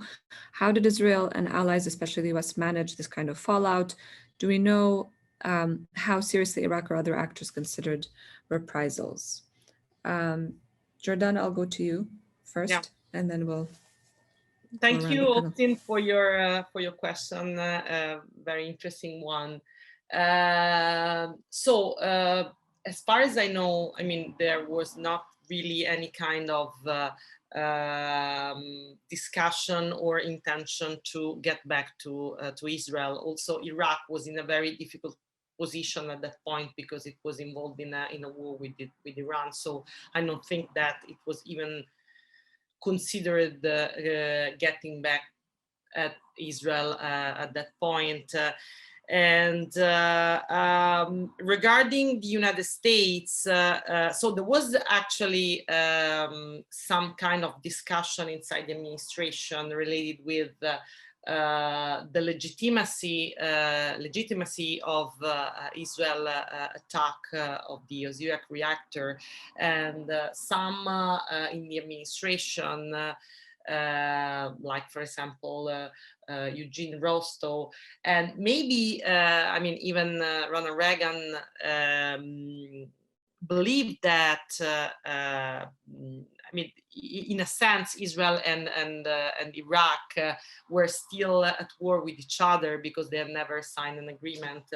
And also, I mean, we saw what Eugene Rostow thought about the Iraqi program, that it was it put Israel in the same position as the United States with the Cuban Missile Crisis. So there was some consideration or some attempt by US officials to justify the act of war as legitimate, but it was not a position that was pursued. On the other hand, I mean, the fact that it was actually an act of war was very much downplayed in the United States and never discussed at length.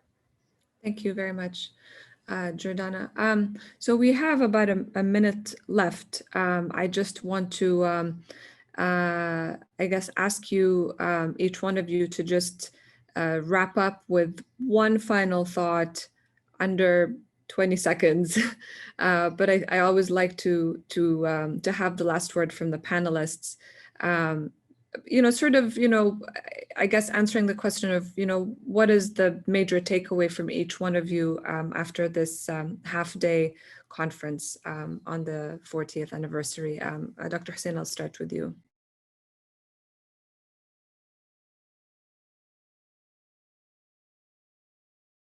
You're on mute. I'm sorry. Yeah. Very shortly, I don't believe weapon of mass destruction will ever solve any problem, provide security and peace to any nation, and pursuing such programs only undermines our security and prolongs the suffering of the people. Thank you very much. Malfred? Thank you. I guess my brief takeaway point would be that Iraqi sources are essential to have a complete discussion about the effect of the Osirak attack, especially because there's a tendency when we discuss did it delay or accelerate to lump together effects that are not actually caused by the attack, but things like the management of the program. And thank you to the Wilson Center for hosting Iraqi documents. Thank you. Or? First of all, I'd like to again recommend Malfred's book to anyone interested in the Iraqi program. And second, for me, as an Israeli living in Israel, what I take away is the need to figure out a political, diplomatic, long-term solution, which would be all-encompassing, a regional grand bargain, if you will, which would eventually down the road address all these issues. And I'm very much on board with that. Thank you. Jordana. Yeah, thank you all. This was a great experience. What I'm taking away from this is that things are much more complex than they appear, and that history is really important to put everything in perspective, and the availability of sources, as Malfred was speaking about, the Iraqi sources. I mean, it's really important to judge and to make assessment of what happened in the past and what happens today. Thank you. Thank you so much to our esteemed panelists. This was a very enriching discussion. I think my takeaway as moderator, who was born and raised in the region in neighboring Amman, Jordan, both neighbors to Iraq and Israel, I agree the importance of having discussions like this to share historical narratives, because there are different narratives, and the more diverse sources we have, the better the picture and the lessons learned to draw out. Thank you so much for the History and Public Policy program, for putting this together, for everyone who worked on this, as well as the AV team at the Wilson Center for always making this run so smoothly. And thanks for all of you for joining us today. Have a wonderful rest of the day.